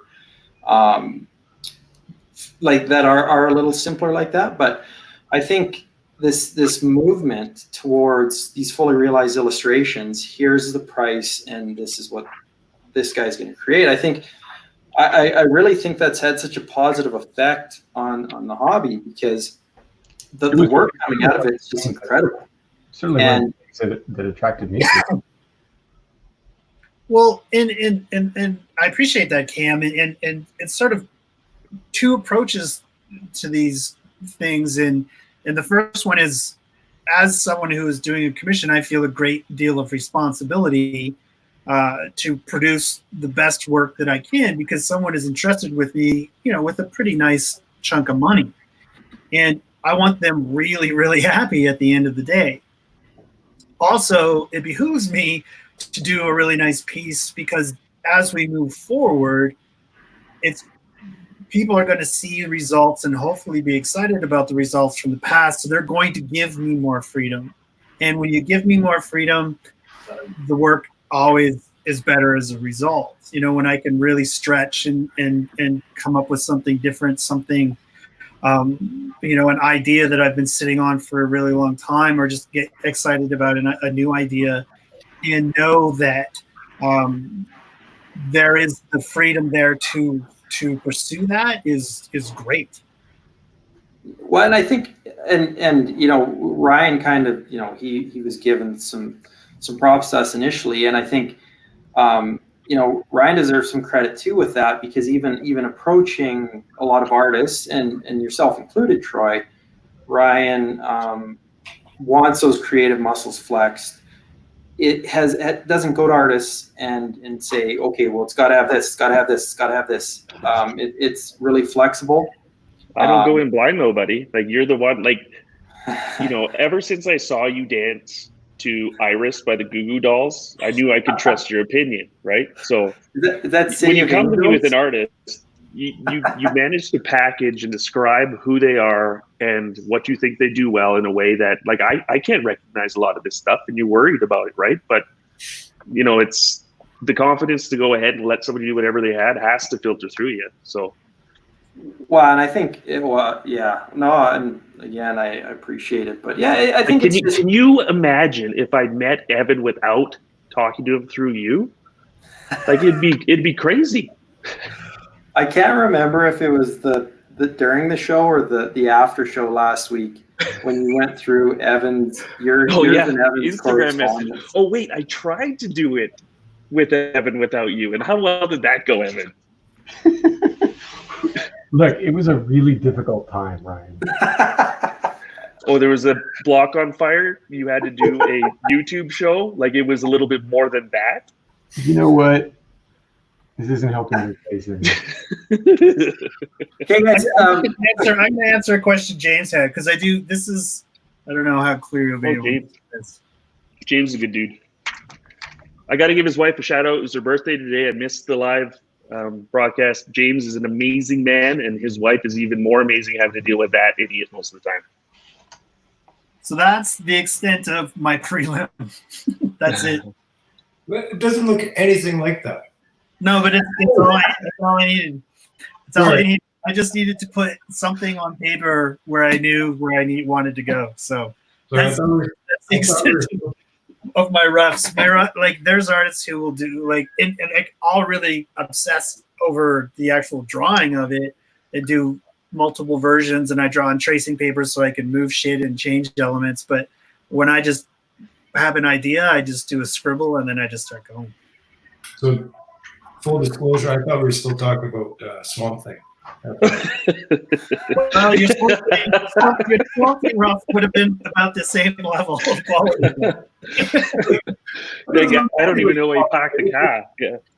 Mike, I thought you were just being a sarcastic asshole there for a second. I didn't realize you. That's funny. Mike's not an asshole. I was just kidding. No, I can be. Yes. But she's not good in public. Well, and I guess true. James is asking that question. How about you, Evan? For Elric, what kind of rough prelim did you use to tackle this? Yeah, you're looking at it. Really? Yeah. You go straight to it, eh? You guys are nuts. Like, I would never start that without clear direction. Yeah, or practice. It's practice. Yeah, one direction. It's not. I don't know. It's not that crazy. Well, you said that this is more forgiving than people think too, right? Like, you can. Yeah, you can. Well, I feel like doing something rash and then scribbling it out just so you can see. But no, I mean sometimes it requires a bit of planning, but usually not more than just a quick layout with a pencil. Like, this is where the thing is going to go, and this is where that other thing is going to go, and like, you have a vision. Like, I'll throw a few lines out there, and then you see the piece. Like, is that kind of how it works? You're like, okay, throw some stuff up. This is how I vision it. You can take it from a few random lines. And the less I work it up before I'm really working on it with a capital W, the better. Because if I really noodle with it, if I really get in there and like, okay, what does each finger look like? No, then the plot is lost by the time I'm actually Well, the plot doesn't fucking matter ever. Well, do you find that you just like it? Oh, jeez. There you go, Ryan. Ryan, I think you just got to really. Is that your George Costanza moment, Ryan? Is this where you stand up and walk out of the room? No. I got the Penske file. I'm busy. But Evan, do you find when you're, because I do know artists that do very comprehensive roughs and sketches and stuff. I just find if I do that, I just absolutely lose all energy and gas for when I actually start working on the piece itself. Yeah, I think there's a weird balance where I know the thing that I want to make, and I've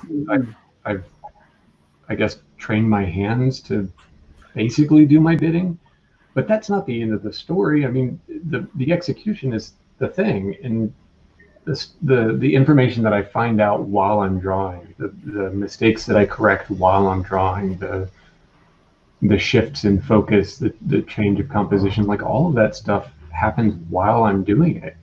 And so do you have a moment where your eyes are bigger than your stomach? Like, do you have to take it to a certain point till you commit to it? Because all the time. Yeah. Sure. Well, it's constant problem solving. I mean, you're just you see it in your head, and yeah, I mean, for me, I don't want to speak for Evan, but yeah, I mean, it's just you're constantly solving problems. It's just finding solutions as you go.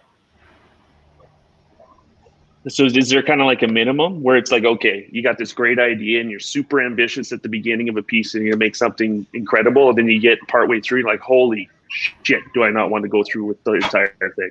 It doesn't happen as much as it used to, but okay, I mean, so you've learned, yeah. Yeah, I mean, that's just. I hope so. Like that's yeah. But yeah, I mean, occasionally still I'll bite off something that's way bigger than I can chew, and you know, usually there's something salvageable out of it, though. Yeah, like what's the success rate of something like that? Like you're all seasoned vets now, so you kind of have an idea of, you know, the funny thing is, like, when it goes wrong now, it's spectacular. Like, it's like, you know, it's like a city block on fire spectacular. Yeah, which has its own unique beauty. I was working on this one that was a little bit big, maybe a year ago, and I had gotten it to a point. I'd done some work in progress upload, you know, like showing people my progress on the piece and stuff, and like I was really excited about it because it was looking so cool. And then I had this idea where I was gonna use fountain pen ink in addition to the waterproof ink. Oh my Lord! And because the fountain pen ink is a little bit lighter, you know, it's got a little bit of a tint, it's a little less opaque because it's got to run through a fountain pen. I was like, this is going to be so. I'm going to get this crazy, like, it's going to seem black but not black. It's going to be like you're going to get so much dimensionality out of it. And so I worked this thing over with the fountain pen ink, and it just destroyed it, like top to bottom. Like there was no salvageable inch of that piece left. Well, that's actually a great like experimenting and trying new things, because the art I actually wanted to show tonight was about artists who are tackling something brand new that they're not experienced with. And so you went through that discovery process by like, okay, this idea in my head is fantastic, but you tried it, and that's cool. I tried it and went down in flames. And honestly, like, it was so, I mean, it was, you know, obviously, it was obviously upsetting. Like, nobody wants to part with a piece of artwork that isn't even finished. But it was so, I don't know, there's something about it that was like, all right, this is why I'm here. Like, this is what I do.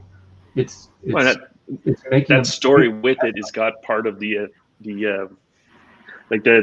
provenance of that. It's like, this is only part finished because I tried something and I failed. So you can have that story as part of this piece. Yeah, and I uploaded it. I uploaded the last picture that I took because I remember that. I got obsessive about taking pictures of process. And so I had this one picture that I had taken with my phone just before I tried my experiment. And I uploaded it, and I was like, this is the last time that this piece looks good. This is it. Only proof that this illustration was any good. And people were like, I don't get it. It looks amazing. What are you talking about? And I'm like, no, you don't get it. It no longer exists. This is gone. This is a ghost. This is right before the botched surgery. Yeah. Yeah. I gave it a nose job, and I gave it an elephant's nose. I got the abs in the butt and the butt in the abs. Right. Just terrible.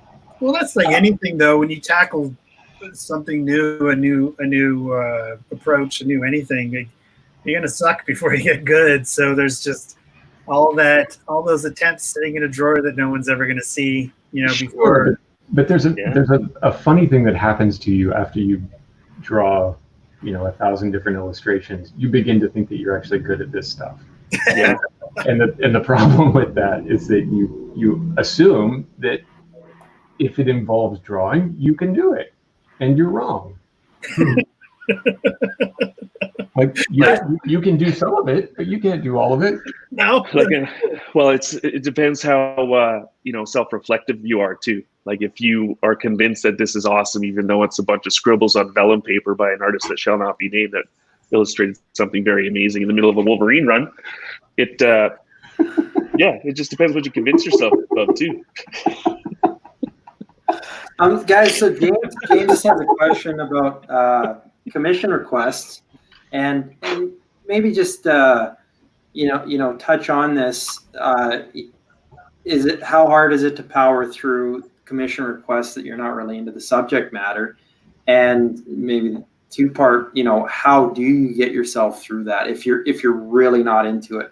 And your answer can't be you ask for another request. Well, I don't take them on. Like we've talked about that, Cam, where there's something that came up recently where I just didn't think that I could do to the level of what I've been doing because of the request, and it just didn't happen. Was that mine? As Cam as Nancy in Sin City, and then me as Marv? Yeah, that would even no-go from the second one. Yeah. Oh my god. I try to nip that stuff in the bud pretty quickly. Like I won't generally take a commission or a job if it doesn't appeal to me. But there have been times where I've been motivated to do something and then discovered after a bit of trying that in fact I didn't actually give a shit about it.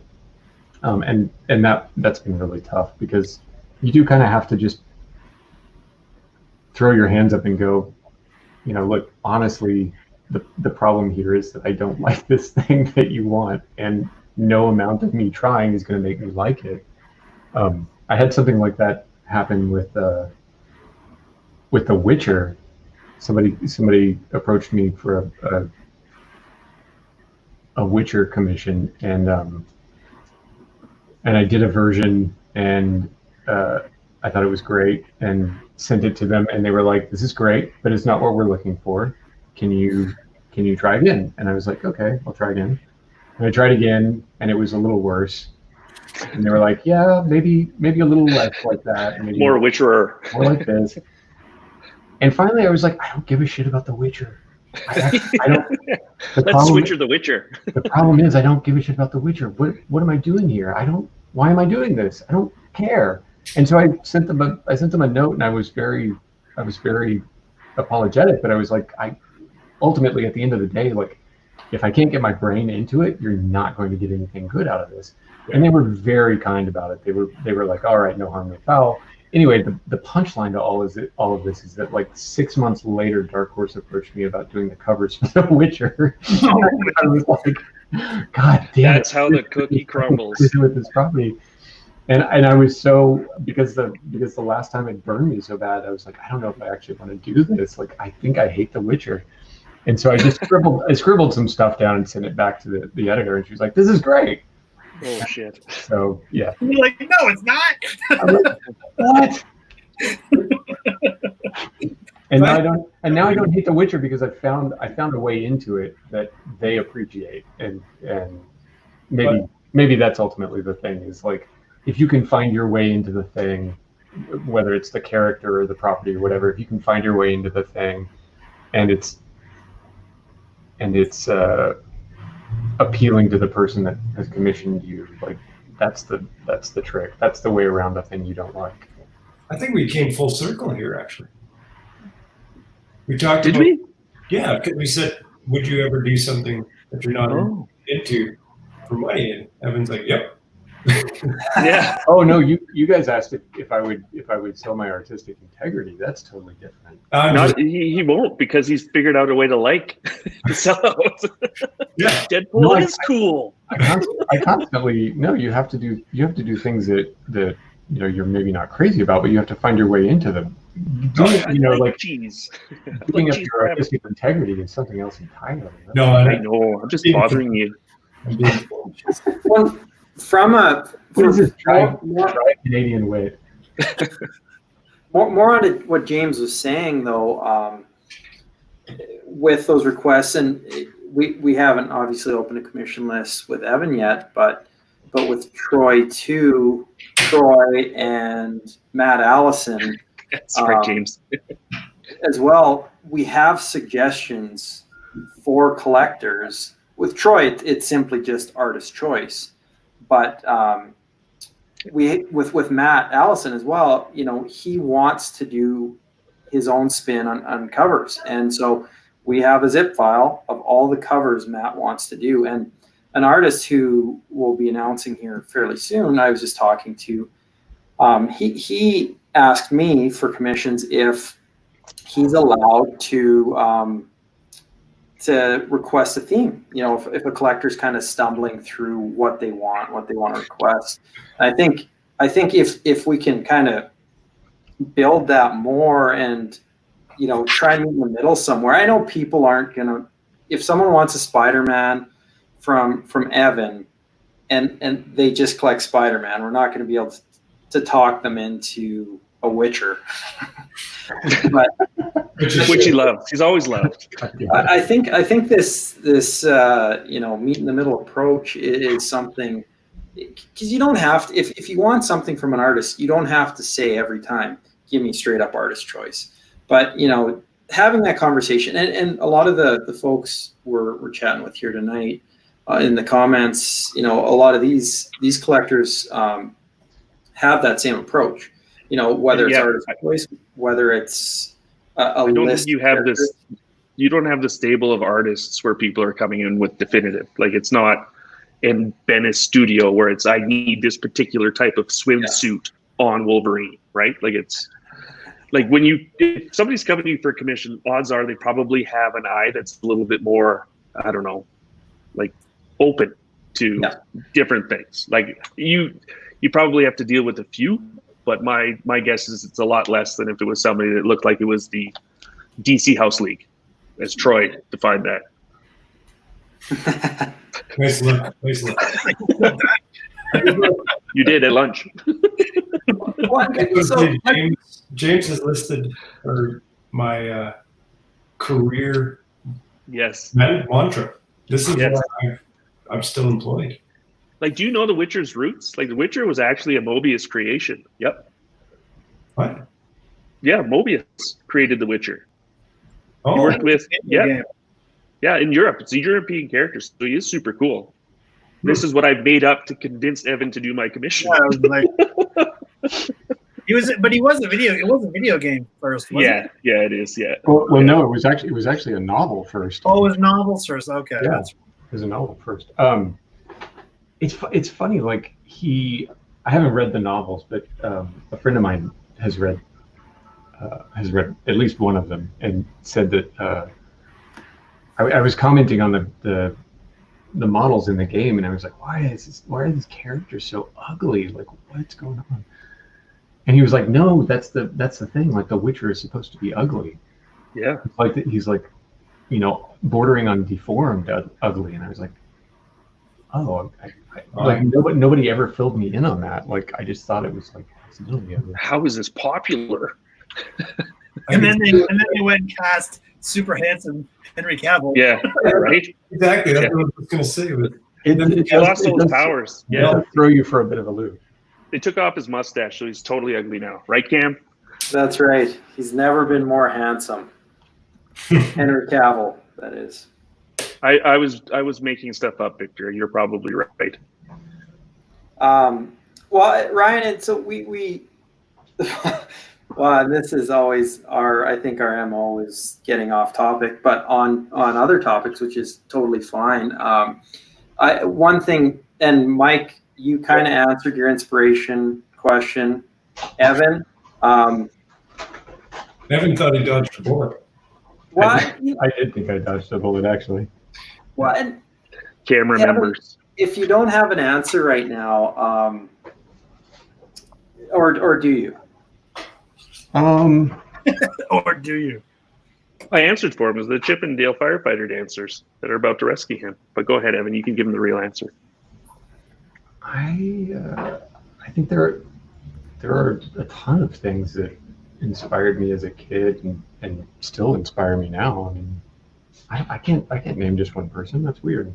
What's your font of inspiration? Like, what do you go where you're like, okay, I need to recharge? And every time you do something, you're like, okay, I feel absolutely creative. Anywhere but art. Anywhere but art, really? Yeah, sure. Because Troy had spoken about movies being that for him. Mm-hmm. Movies, any type of creative venture or medium, specific literature, or just Tybo. I can relate. If I have a problem at work, like I'll work on something for hours, just spin my wheels, and then go for a run. And 20 minutes in, bing, there goes a light, and it's like I need to get to a computer and write this down, right? So. Not Evan. I'm answering for you, but those aren't your answers. I'm sorry for interrupting you.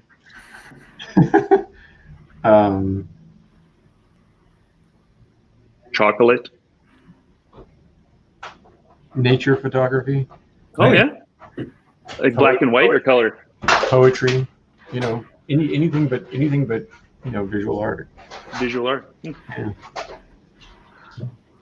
Silence. I mean, but that it's.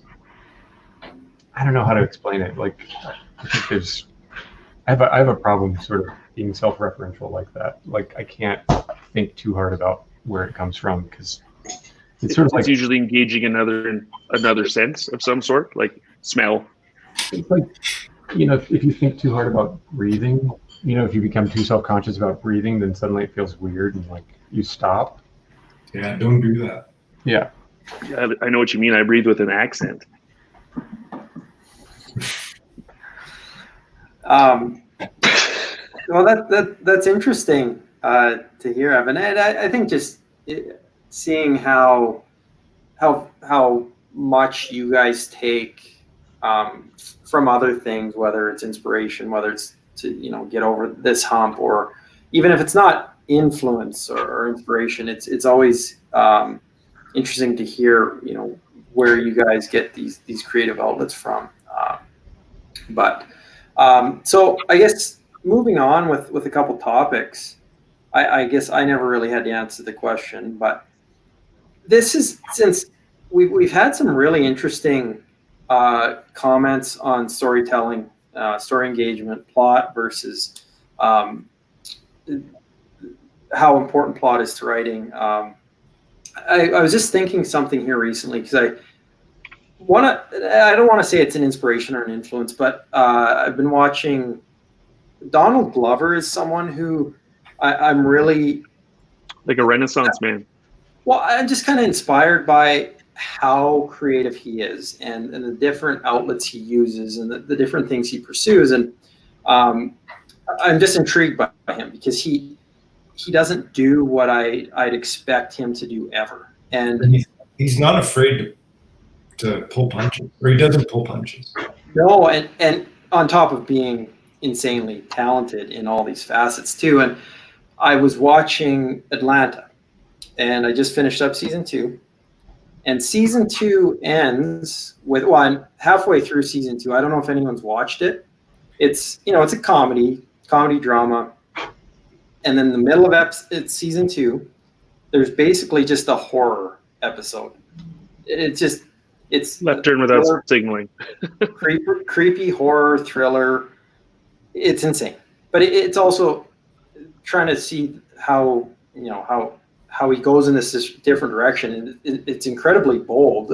Watching the episode, I've watched it twice now because I just couldn't comprehend what it was the first time. But that's besides the point. He's a guy I really admire in some of the bold steps he takes. Someone outside of comics. Try not to, because my true inspiration influences all lies within comics. But so in storytelling, this is just something I was thinking about today, and I want everyone to think about this. If the character, the one of the main characters in your story, if they don't face consequences for their actions, so even if it serves the story, can a protagonist or an antagonist or someone central to the story, if they don't face consequences for their actions, is that bad? Is that good? Does it matter? Legitimate. And the reason why I want to talk about this a bit too is because I was having this conversation with someone the other day about shows like Entourage and even like Ballers, like those HBO shows, and we're not watching them. No one's watching them for substance. But I hate those shows. They're male soap operas. Well, and there's literally like wrestling. It's consequence free, and I think that's the thing that bothers me the most. It shouldn't bother me because, like Troy said, they're soap operas. No one want a higher form of art, but in the Atlanta season too, which I consider, that is a very creative show. I think it's incredibly written, very well done, but the characters are doing things to this point that they're not facing consequences for. I don't think that character consequences are nearly as important as consequences, with a capital C. Like, I don't think that it's necessary for a narrative to be proscriptive, to sort of show, like, if you do things, you will suffer consequences. Like, I don't think that's necessary, but I think that actions should have consequences. I'm separating that from characters because I don't think it's quite the same thing. If you did a show about Donald Trump, like, you could get away with showing him skate through life consequence free and just the absolute mayhem around him that befalls everybody else, right? And that's a character who's suffering no consequences for their ill deeds. Everyone else is, right? So it's not so much that characters suffer consequences. I think you just have to show that there are consequences for action. That is why I don't like Batman. Yeah. Well, the White Knight tackled that perfectly, didn't they, Cam? Well, I mean, there's one thing about subverting expectations, which I think is great. I think that there's a real sort of method of storytelling in North America that likes to wrap everything up. I mean, look at the procedural. Like, look at Law and Order has had how many spin-offs and how many seasons of a show that essentially you set up the crime and you solve the crime in an hour. That's and how it works. we've been so tuned into watching that methodology in terms of storytelling that when you watch something from somewhere else, another country, and maybe it's a crime show, I like crime shows, and they don't buy into that, you're just like, wait a minute, and it kind of is subverting our expectations as viewers because we're bringing a bias to it. But yeah, like, I don't think that you necessarily need to have a character who, if they do something bad or whatever they do, that they then suffer the consequences of it. But there's definitely consequences from the act. Like, I guess basically I'm just agreeing with what Evan said. But so there's so many instances where something will start out really authentic, and then you can tell as it goes on, it's the cheaper the production value to get as much money as they can, and that's where I feel like it sucks. You'll get something that's really, like, Breaking Bad might be one of the only ones that did it from soup to nuts. because you can see them just throwing out another season because it gets renewed, and then you get these like wild things because they're not putting any more thought into stuff. So like The Walking Dead, it started out and it was great because it was kind of like these really visual scenes, authentic feeling, and then they kind of sold it out, and it was just kind of like, we'll kill the guy. We're not going to layer anything or really invest in the storytelling element. So I get really pissed off where it seems like it's just kind of let's mail it in and cash our checks. Well, it's not so much that, and I don't mean to disagree. What do you mean it's not so much that? That's my opinion, Troy Nixey. Let me lay down how Hollywood works. But the worst thing that can happen to a show is that it finds success early. Yep. Because when that happens, It's gonna be a terrible ending. A lot of that creative freedom is then sort of taken away by executives who think they know better, and this happens so often now. Chasing that Phil Collins audience. Yeah, well, it really is. And so they're just like, how do we grow this audience? How do we make it bigger? And the show ends up suffering as a result of it. Well, you don't think that they'll just they'll cut production down as much as they can? Because the first few seasons of Game of Thrones is a great idea. No, they have no problem spending money. They just want to make more back. Mm-hmm. So they want to see that same rate of return, right? Yeah, they just want a bigger rate of return. So they just want to grow the audience. So, they spend money. I mean, movies and TV is expensive as hell to make. Well, you can't tell me that the last few seasons of Walking Dead cost as much as the first few when the actors started to get paid. Dude, I've watched one episode of that show, so I can't speak to that. Like, you wouldn't even get main actors on the same screen together, right? I can't even make it through an episode of that show. I watched the first episode, then I was like, oh yeah, I don't like zombies, and I never watched another one. Yeah, like Dexter's another great example of something that started off so well, and it's just too popular. Like, we're just going to keep, until we stop getting renewed, we're just going to keep making it, and it all falls off. Well, I mean, and those were based on books, but yeah, I mean, they just wanted to keep making that show until it just lasted way too long. I tapped out of that. I can't even remember in season 4 or something. I can't remember, but I mean, it's just ML brought up Star Wars, and that's a perfect example. I was talking to a friend of mine today, and Kathleen Kennedy, you see her fingerprint in all of that, and I think that's why, besides Solo, which I think is a fun movie, and I think that you put someone like did you say fun or fucked? Fun. It's a fun movie. They're both fun, Evan Cagle. That's why I legitimately couldn't hear. I wasn't. It's the most Star Warsy of the new movies, I think. Anyway, I mean, Ron Howard. I mean, he's been working forever. He knows how to direct a movie. But the other films, you have someone like Kathleen Kennedy who doesn't know when to leave well enough alone, I think, anyways, and she's afraid to really hire interesting directors.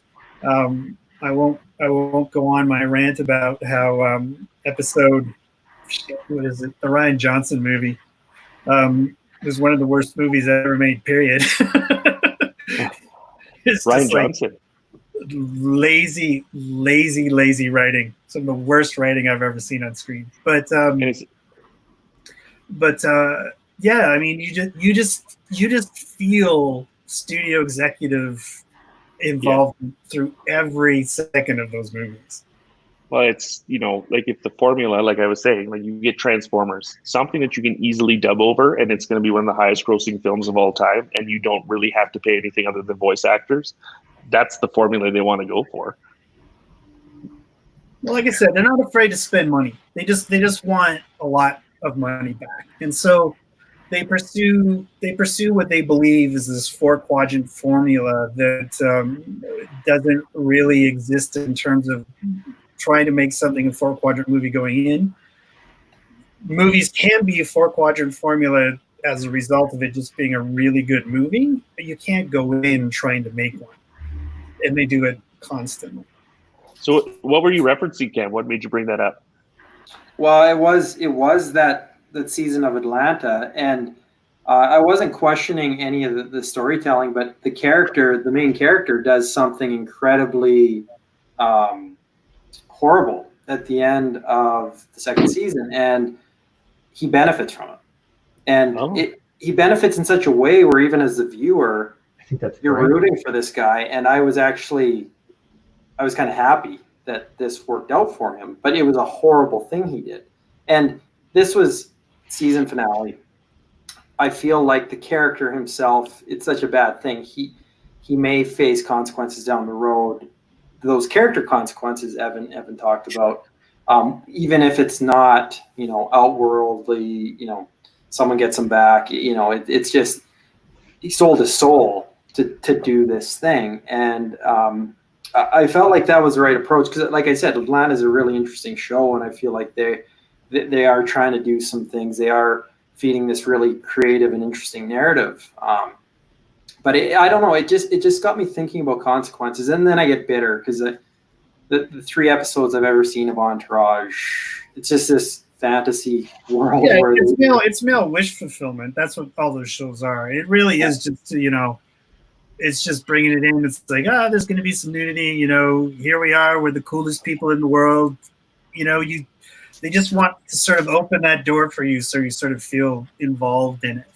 Yeah. Well, and I guess that's the point. It's not that I was necessarily expecting, higher viewing out of any of that stuff, but it just kind of got my gears going, especially because we had such a good conversation last week about story, and Troy was in on the conversation in the comments section.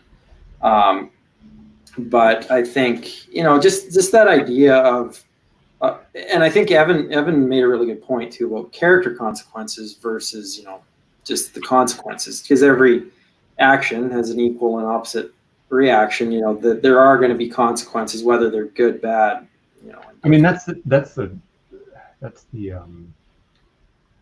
essence of drama, right? Is building up the deficit of what we think are fair consequences for bad actions. Well, that's what intrigues me about the Atlanta show, that he's set this up, and he is such a smart guy. It's going to be interesting to see how he brings that around. Like, can he redeem his character? Because I believe that any show that's successful is because, as an audience member, we connect to someone in the show. We're brought into the story through someone's eyes, and so it's usually the lead. They try to be the lead. So it'll be interesting to see, how he brings that around. Is it Donald's character? Is he the main? I haven't seen the show, so I don't know. It is his character, and I think that's an interesting thing you bring up too, Troy. Because is that me having this idea ingrained as a viewer, as a reader, that I need to have him face dire consequences for this terrible action? Like, am I or are we trained, to expect that? I don't think we're even trained to. I mean, they say that the sense of fairness is one of the first things that a child is aware of, and it's one of the things that's most easily bruised. And I mean, go to a kindergarten recess and you'll see it in action, right? Like everything revolves around what's fair and what's not fair. And yeah, I mean, we don't even have to be taught that. I think expecting it in a drama, we may have to, that may come with some conditioning, but like, I think it's a fairly basic thing to tap into. I mean, that's why it's so successful. Yeah, and to that, because you've given a lot of emotion and energy to this show, like anyone who watches the show, and you are seeing essentially the story unfold through Donald's eyes. Like I said, I haven't seen the show, but I'm guessing that's the approach they take. Yeah, for sure. And I think that's exactly it. Is that our sense of fairness is being basically lived through his character, and then when something, you've said that it's something really terrible that he does, yeah, like that just speaks to like, what about all this energy I gave you as a character, and you've had that taken out. And so I'm really quite intrigued. I actually want to watch the show now.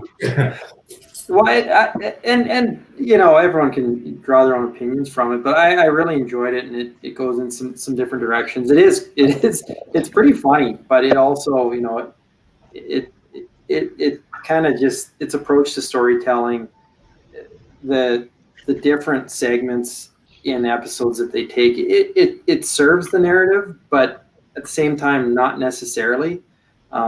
But I don't know. I just think it's a really interesting show, and I don't see a lot of stuff that's, you know, really thought provoking, especially on FX or, you know, even on, you know, some of the streaming services where I watch this. But I really think Atlanta's an interesting one. But I enjoyed the storytelling perspective, and we weren't really talking about writing there, but viewing. And be curious though, you know, Troy and Evan, as you're writing, as you're forming a story, are you expecting your characters to face extreme consequences for dire actions, or is this something you're building up organically, you know, as you go, or even not even like dire consequences for bad actions, but, you know, good consequences for good actions? Is this something that you're letting grow organically, or is this something that you think, okay, I'm setting this character up, you know, he's going to do something irredeemable, and it's gonna cost him in the end? Or is it just more of an organic approach? What serves the story and the character, and the consequences will kind of come as they come? I mean, it depends on what I'm doing. I mean, I'm always sort of working on a few different projects at the time. Right now, most of my characters, like I'm really drawn to like sort of that single character narrative, and most of the struggles they face are internal emotional ones. So they're facing challenges that challenge them internally more than externally, and so they may be represented in a certain way visually, the problems, but yeah, it's very much challenging them inside more than anything. So, but yeah, and then I have another story that I'm working on that is sort of setting up the protagonist to be this really awful character in this really awful world, and the challenge is, can I find anything at all pleasant and redeeming about him as I go along? And so the first book would just be maybe a slight glimpse of him not being a truly awful person, but it would be very slight. And then it's like, okay, can I build on that? Can I build it so that at the end you actually are interested in this guy? Yeah. I mean, everything is its own sort of challenge and approach. But Evan, how about yourself? Sorry, what was the question again? That's a great question. I guess. Do you have 10 more minutes to hear it? I'm probably more focused on. I always just want to, you know, spark some storytelling conversation. The consequence thing, I'm probably thinking far too deep into it. But you know, as a viewer myself, you know, I like. You're asking how much of that stuff is built in, like how much of that stuff is planned, and how much of it just happens. Yeah. Gosh, I don't know. 50, I mean, 75 to 25. Usually, I mean, for me, I like to think about a serious bit of inequality with a character, either something they've done to someone or something that they've had done to them, and having the consequences of that single action sort of spiral out. And you know, obviously things will happen along the way, and I'll plan a little bit, but for me it's mostly just one thematic problem, one thematic conflict that that sort of turns everything else, you know, and how characters respond to that is what makes them characters. Well, then that's a very interesting point. I think, I think, you know, this stuff is more towards just what you guys, your approach to characters, because characters drive plot. And I think that's the most important thing. Who cares? As we know, I don't care about plot. Yeah. Like, Evan doesn't even like characters. Here's my challenge to you on that, Evan, because you were talking about themes the last time out, and is not the execution of themes just essentially plot? Nope. The execution of It's totally themes not. That's wrong. plot. The execution of themes plot. It can be. I think. Were you being people medium think specific? I mean, look, poems have themes without having plots. Yeah, but I mean, when you're telling, you know, when you're telling a story in terms of like a comic or a movie, and you know, and you can look at James, Mr. Miracle. just completely blanked on his name. No, he's a film director. It's Thin Red Line. Oh, damn it. Ernie Hudson. No, God, shut up. Macaulay Culkin. We all have internet here. Someone look at his name. But yeah, I mean, he does very, you know. Yes, I know what you're talking about. Terrence Malick. Thank you. Has James read The Silver Surfer yet? By the way, Kev, you should probably recommend that one too. And so, Silver you Surfer. know, there's ways of sort of weaving, but like I said, people sort of really hang their hat too much on the word plot itself. I mean, when I say that character drives story, to me that just means, to me, first and foremost, character is by far the most important thing in any storytelling. And if you're establishing who a character is, that a character remains true to who they are. And so they're not changing because you have a moment in a story that needs to happen, right? Like, and so a character is changing who they are just to make that element of the story easier. That's what I mean by that. Yeah. What is Ryan doing? He's super distracting. Oh, Well, you're the one talking. I'm answering a question without interrupting you, Troy Nixey. You're waving comics in the screen. I don't know what you're doing. Well, there was somebody was asking in the comments about books to start reading, so I'm answering somebody without talking over you, so you can continue to answer your question. hey, guys, I'm going to take this little interruption as a segue to me logging off because I have a whole bunch of gravel to ship. Right now, you're going to piss off your neighbors. Not tonight, tomorrow. It was great to see you guys. You too, buddy. Have Hey, you been able to hang the swamp? Have you been able to hang the swamp thing yet? No. Is that why you're going to Home Depot? You're building a frame. You done? No. That comes after I finish the garden. Then I'm allowed to hang it. Incentives. Evan, Okay, thanks, Mike. I'll chat with you tomorrow. yeah, we'll talk to you.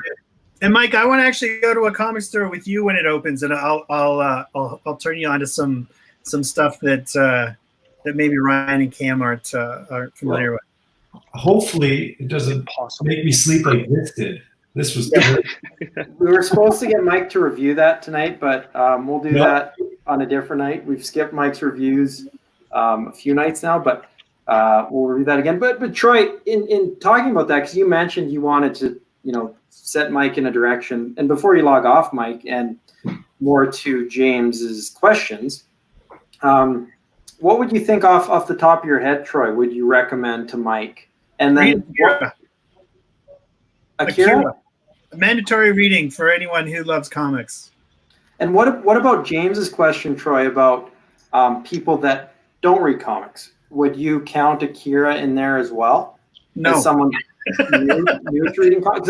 Honestly, I have never read Akira. Bone, the collected Bone, I think, is a good in for someone who hasn't read comics. I think that there's just a lot of things in Akira that are sort of comic specific that you wouldn't have to read a lot of comics before picking it up. But I mean, for one, it's like you can see it on the shelf. It's 6 books, but it's like that. Like it's huge. And you know, there's just some devices that he uses that if you're not familiar with how comics read, that you might not quite understand. I think that I wouldn't recommend either of those, Persepolis or Mouse. I think those are a little more for a first-time comic reader. I wouldn't. Bone is pretty good. Bone is pretty great. It starts one way, and once again, like talking about subverting expectations, it kind of goes in this interesting direction. Well, I guess I think with Mouse and Persepolis, you know, someone who an avid reader, just not an avid comics reader, would titles like Mouse appeal to someone like that? Yeah, but there's a question of media literacy too. If you're not used to reading comics, you may not it's not even you may not. You won't catch a lot of what's happening. That's what I mean. Yeah. That's what I mean. Sorry. That makes sense. Sorry, right. Troy. I understood what you said. But yeah, that's a good point. Yeah, like there's just devices, like I said, comic devices that are employed that people wouldn't really understand what the device is if you haven't read a lot of comics. So yeah. Don't read Tennyson when you're 9 years old. Why not? Because you won't get it. Says who? We're in Canada. I would like we read Tennyson in French. I would like Mike to read 8 Ball. See Mike. Bye, Mike. Bye, Mike. He stonewalled us. He's out of here. You guys like that? I was trying to think of a way to do this. And That is actually a good metaphor for how receptive you are to other people's opinions. Text it to me, Troy. Text it, and I will read it. I will. See you guys. See ya. Hi, Mike. Invincible, yeah. I guess it depends who you're trying to expose. Like, if you want to go to the big generic big two, like, I don't know if you guys cared at all, but I actually liked the Ultimate run in the beginning, like Ultimate Spider-Man and Ultimate X-Men. I thought they weren't too bad. It's kind of like a fresh start for the very big basics without having to go back into 40 years of those too were much on paper. designed to get those new readers on. So I think, you know, that probably isn't a bad starting point for someone. Well, yeah, like I enjoyed the Ultimates run. I thought it was really good, especially with some adult themes like Ant-Man or Giant Man being an alcoholic and beating the Wasp. I just think there's a lot better stuff. Well, it's the thing. Like, are you doing it for comics or are you doing it for literature? Because there's also a lot of books you can recommend. So are you doing it to recommend comics for people that don't like comics? I think it just depends. We talked about it last time with your entertainment or intellectual literature. And I'm getting, like you're saying. If somebody comes to you and says, I don't like comics, I think you should just leave it at that. Like, I don't have to convert them. Like, well, the question was, what would you recommend? What I would recommend for somebody who hasn't read comics is a lot different than what I would recommend for someone who doesn't like comics, because I'm not going to get a comic. Well, I just want to do a quick plug here because our LCS for Ryan, Troy, and I opened this week, and I showed everyone this already. You guys are all in the same place? Yep. That's so cool. We're in the same house, different rooms. I picked up bunk. this. I got the top bunk finally. Brett Parsons, some Tank Girl, and I got Warwick's Mr. Higgins Comes Home with him and Mike. Oh, sorry, Troy, what was that? That's a good one. That's fun. A lot of fun. Yeah, I kind of had to dial it down because these are 3 hardcovers, so it wasn't a cheap day in the LCS. But Ramadan was in there, Evan, and I had to push that off to next week's purchase. Oh, no. Well, and the reason was it was I wanted all these books, but it was an Inky Knuckles kind of day in there. But Ramadan's the next one, and they had 2 copies. Is it expensive? No, well, they didn't have a hardcover. It's just it's just email them. It's They'll just give it to you. Well, I was already $100 deep. with the 3 hardcovers, and I figured I could pick it up again. But Ramadan's Evan's favorite Sandman story, so I haven't read it yet. Just as a caveat, that's why I was looking at that. But yeah, guys. Well, we've hit that kind of magical 2-hour mark. I think this is probably as good a time as any to shut things down. Mike could have just hung on for a few minutes. I don't think he had the confidence. he was just over it. Yeah. I can't blame him. He's going to Home Depot at 6 a.m. Yeah, he's already got me shoveling gravel for him tomorrow.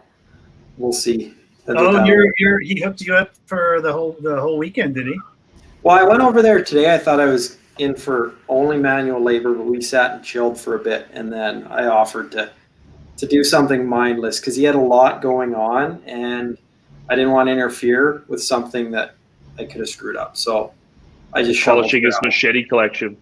Yeah, yeah.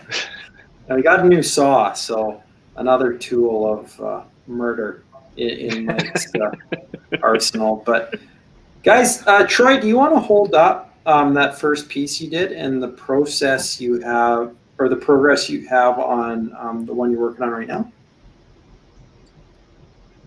Awesome. Figure out the camera angle there. There we go. So cool. Oh, that's awesome. I barely started the second one though. Oh, I love that guy's face. That's cool. Awesome. And just so you guys know, keep watching because there will be some giveaways for stuff like this for viewers only. Correct, Troy? Yes, there might be a giveaway for this one. There will be a skill testing question. Yep. The answer is blue. So if you're interested, just hit up Cam. Cam, you're going to get some messages on Instagram or whatever, however contact you have, and just say blue in the answer, and then we'll just pick a name, and then we're going to send that to somebody. Hint, hint, Evan, it's not Dick Tracy. Awesome. Movie of all time. Does Evan not like Dick Tracy? Or? No, he doesn't. He hasn't seen it. That's I don't know Dick Tracy. I don't know Dick. Nobody knows Dick Tracy. Yeah. And Evan, you're making some major progress on that piece. Oh, that's amazing. It's getting there, huh? Yeah. A little That's bit. so cool. Have the sirens stopped, Evan? I think so. I can't hear them through the headphones. So either they've stopped or they've just turned down the volume. Well, thank you, Jim. Perfect. And James, and anyone watching, if you're interested in this masterpiece from Evan, it will be available. So, yeah. Any parting words for anyone? I love you, Troy. I thought Mike left. He's walked into the other room. Hear him through the wall. Thanks for tuning in. Thanks for listening to me, babble on and on and on like I know what I'm talking about. No, thanks, guys. Thanks for everyone who tuned in and stay tuned. There'll be some announcements, some more offerings coming up, and we're going to see some more incredible work from both these two wonderful gentlemen. But thanks, guys. Have a good night. Thank you, guys.